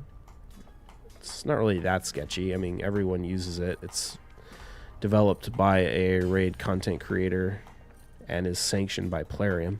Well, maybe not sanctioned, but Plarium talks with the developer, and he gets approval before releasing things and that kind of thing.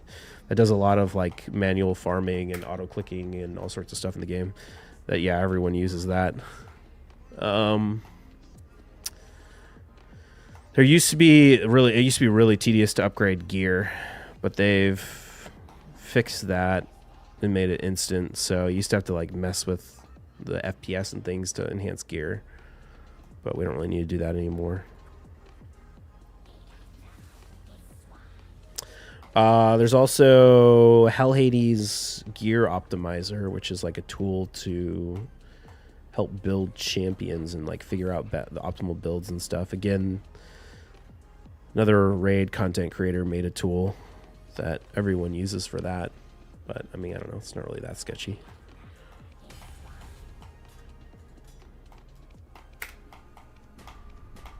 It's no more sketchy than things like Path of Building or whatever people use in Path of Exile, or other third-party tools that exist, add-ons in World of Warcraft or whatever.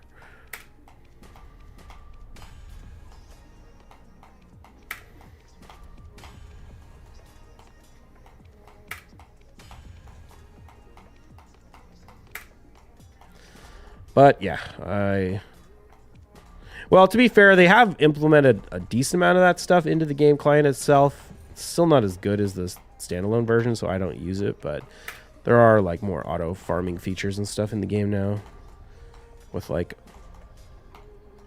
auto selling gear and gear filters and that kind of thing. So you could get around not using the third-party tools if you don't want to.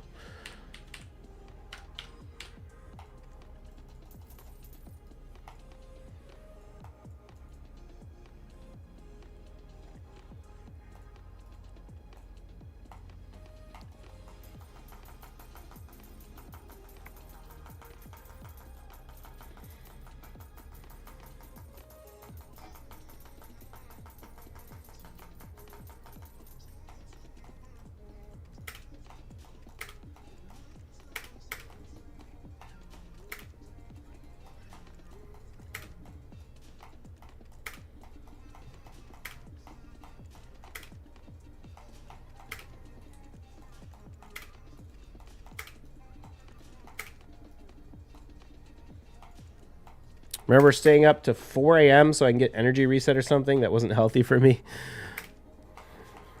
Damn.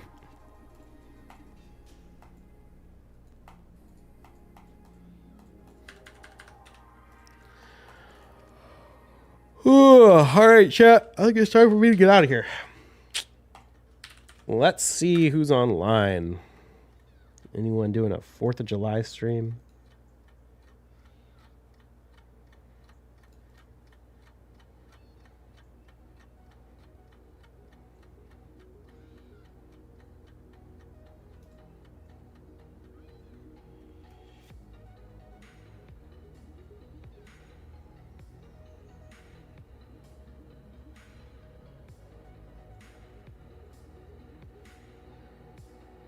Oh, Pansy's online. What's Pansy up to? Grimoire could be one. No idea. Oh, is he playing? Is that Dusa? Dosa? Cool. cool. We're gonna go drop him a raid. Thank you all for hanging out with me. Let's see. Today is Thursday. Feels weird because it's a holiday. Tomorrow's my anniversary. So I don't know. Probably won't be on. I might be on earlier in the day. I don't know. We'll see.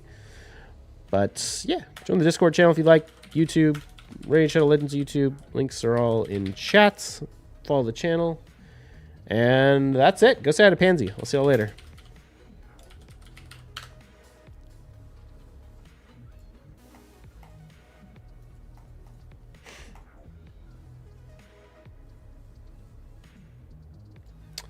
Here we go. Peace. I'm kind of missing like the Affliction Lock gameplay and WoW and stuff. So in terms of Necromancer per se,